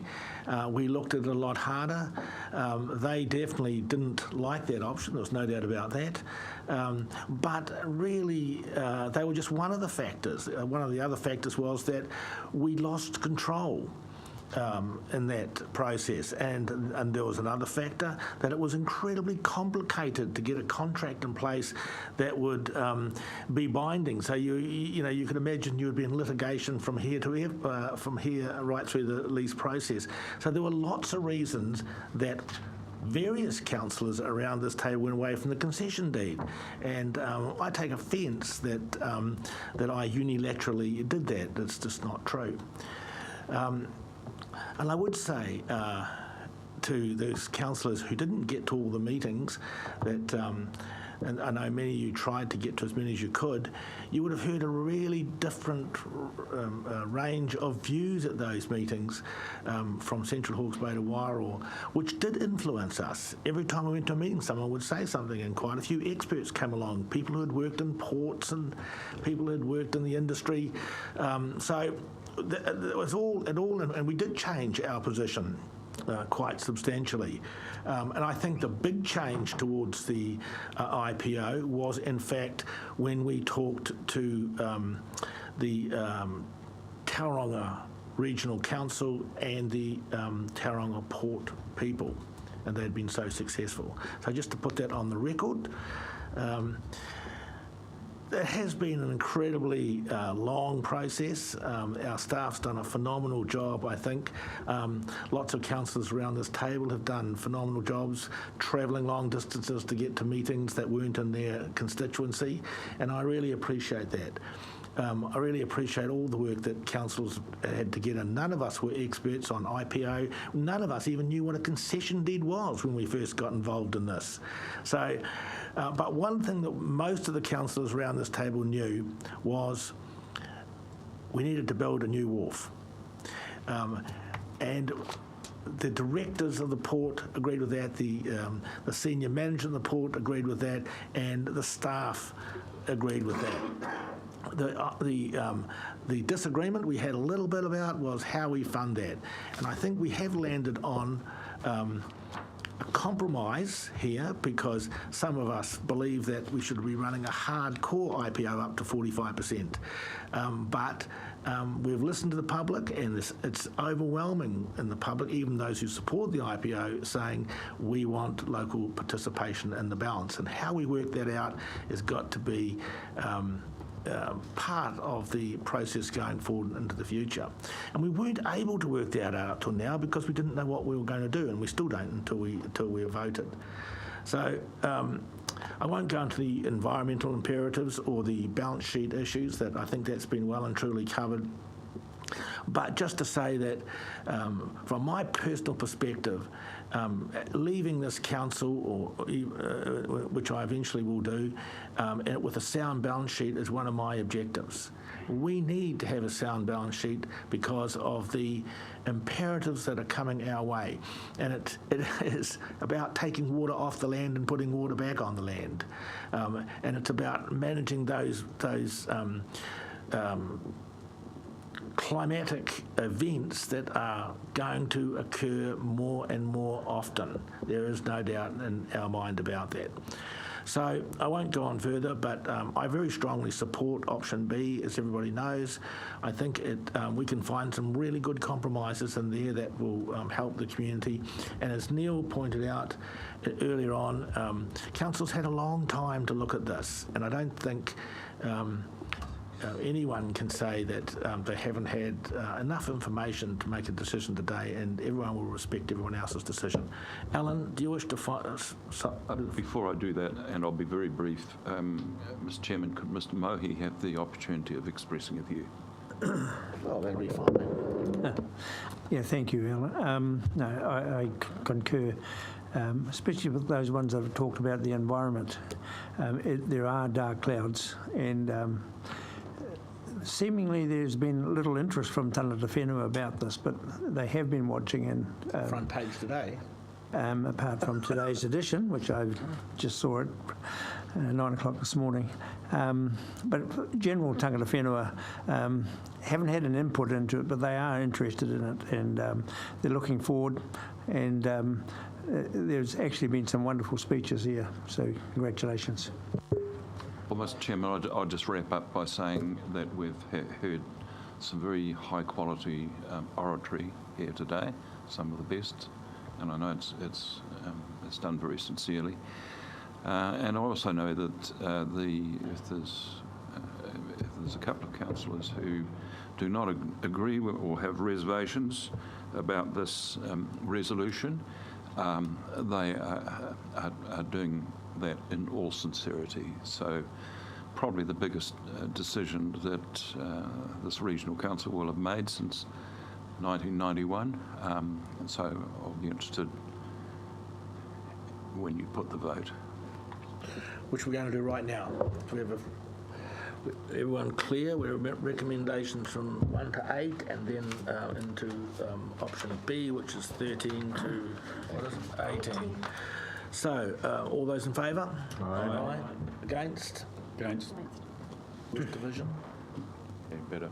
Yeah, why not? Yes, we'll have division. All those in favour? Against? The motion is carried. Thank you very much. We'll stop for lunch.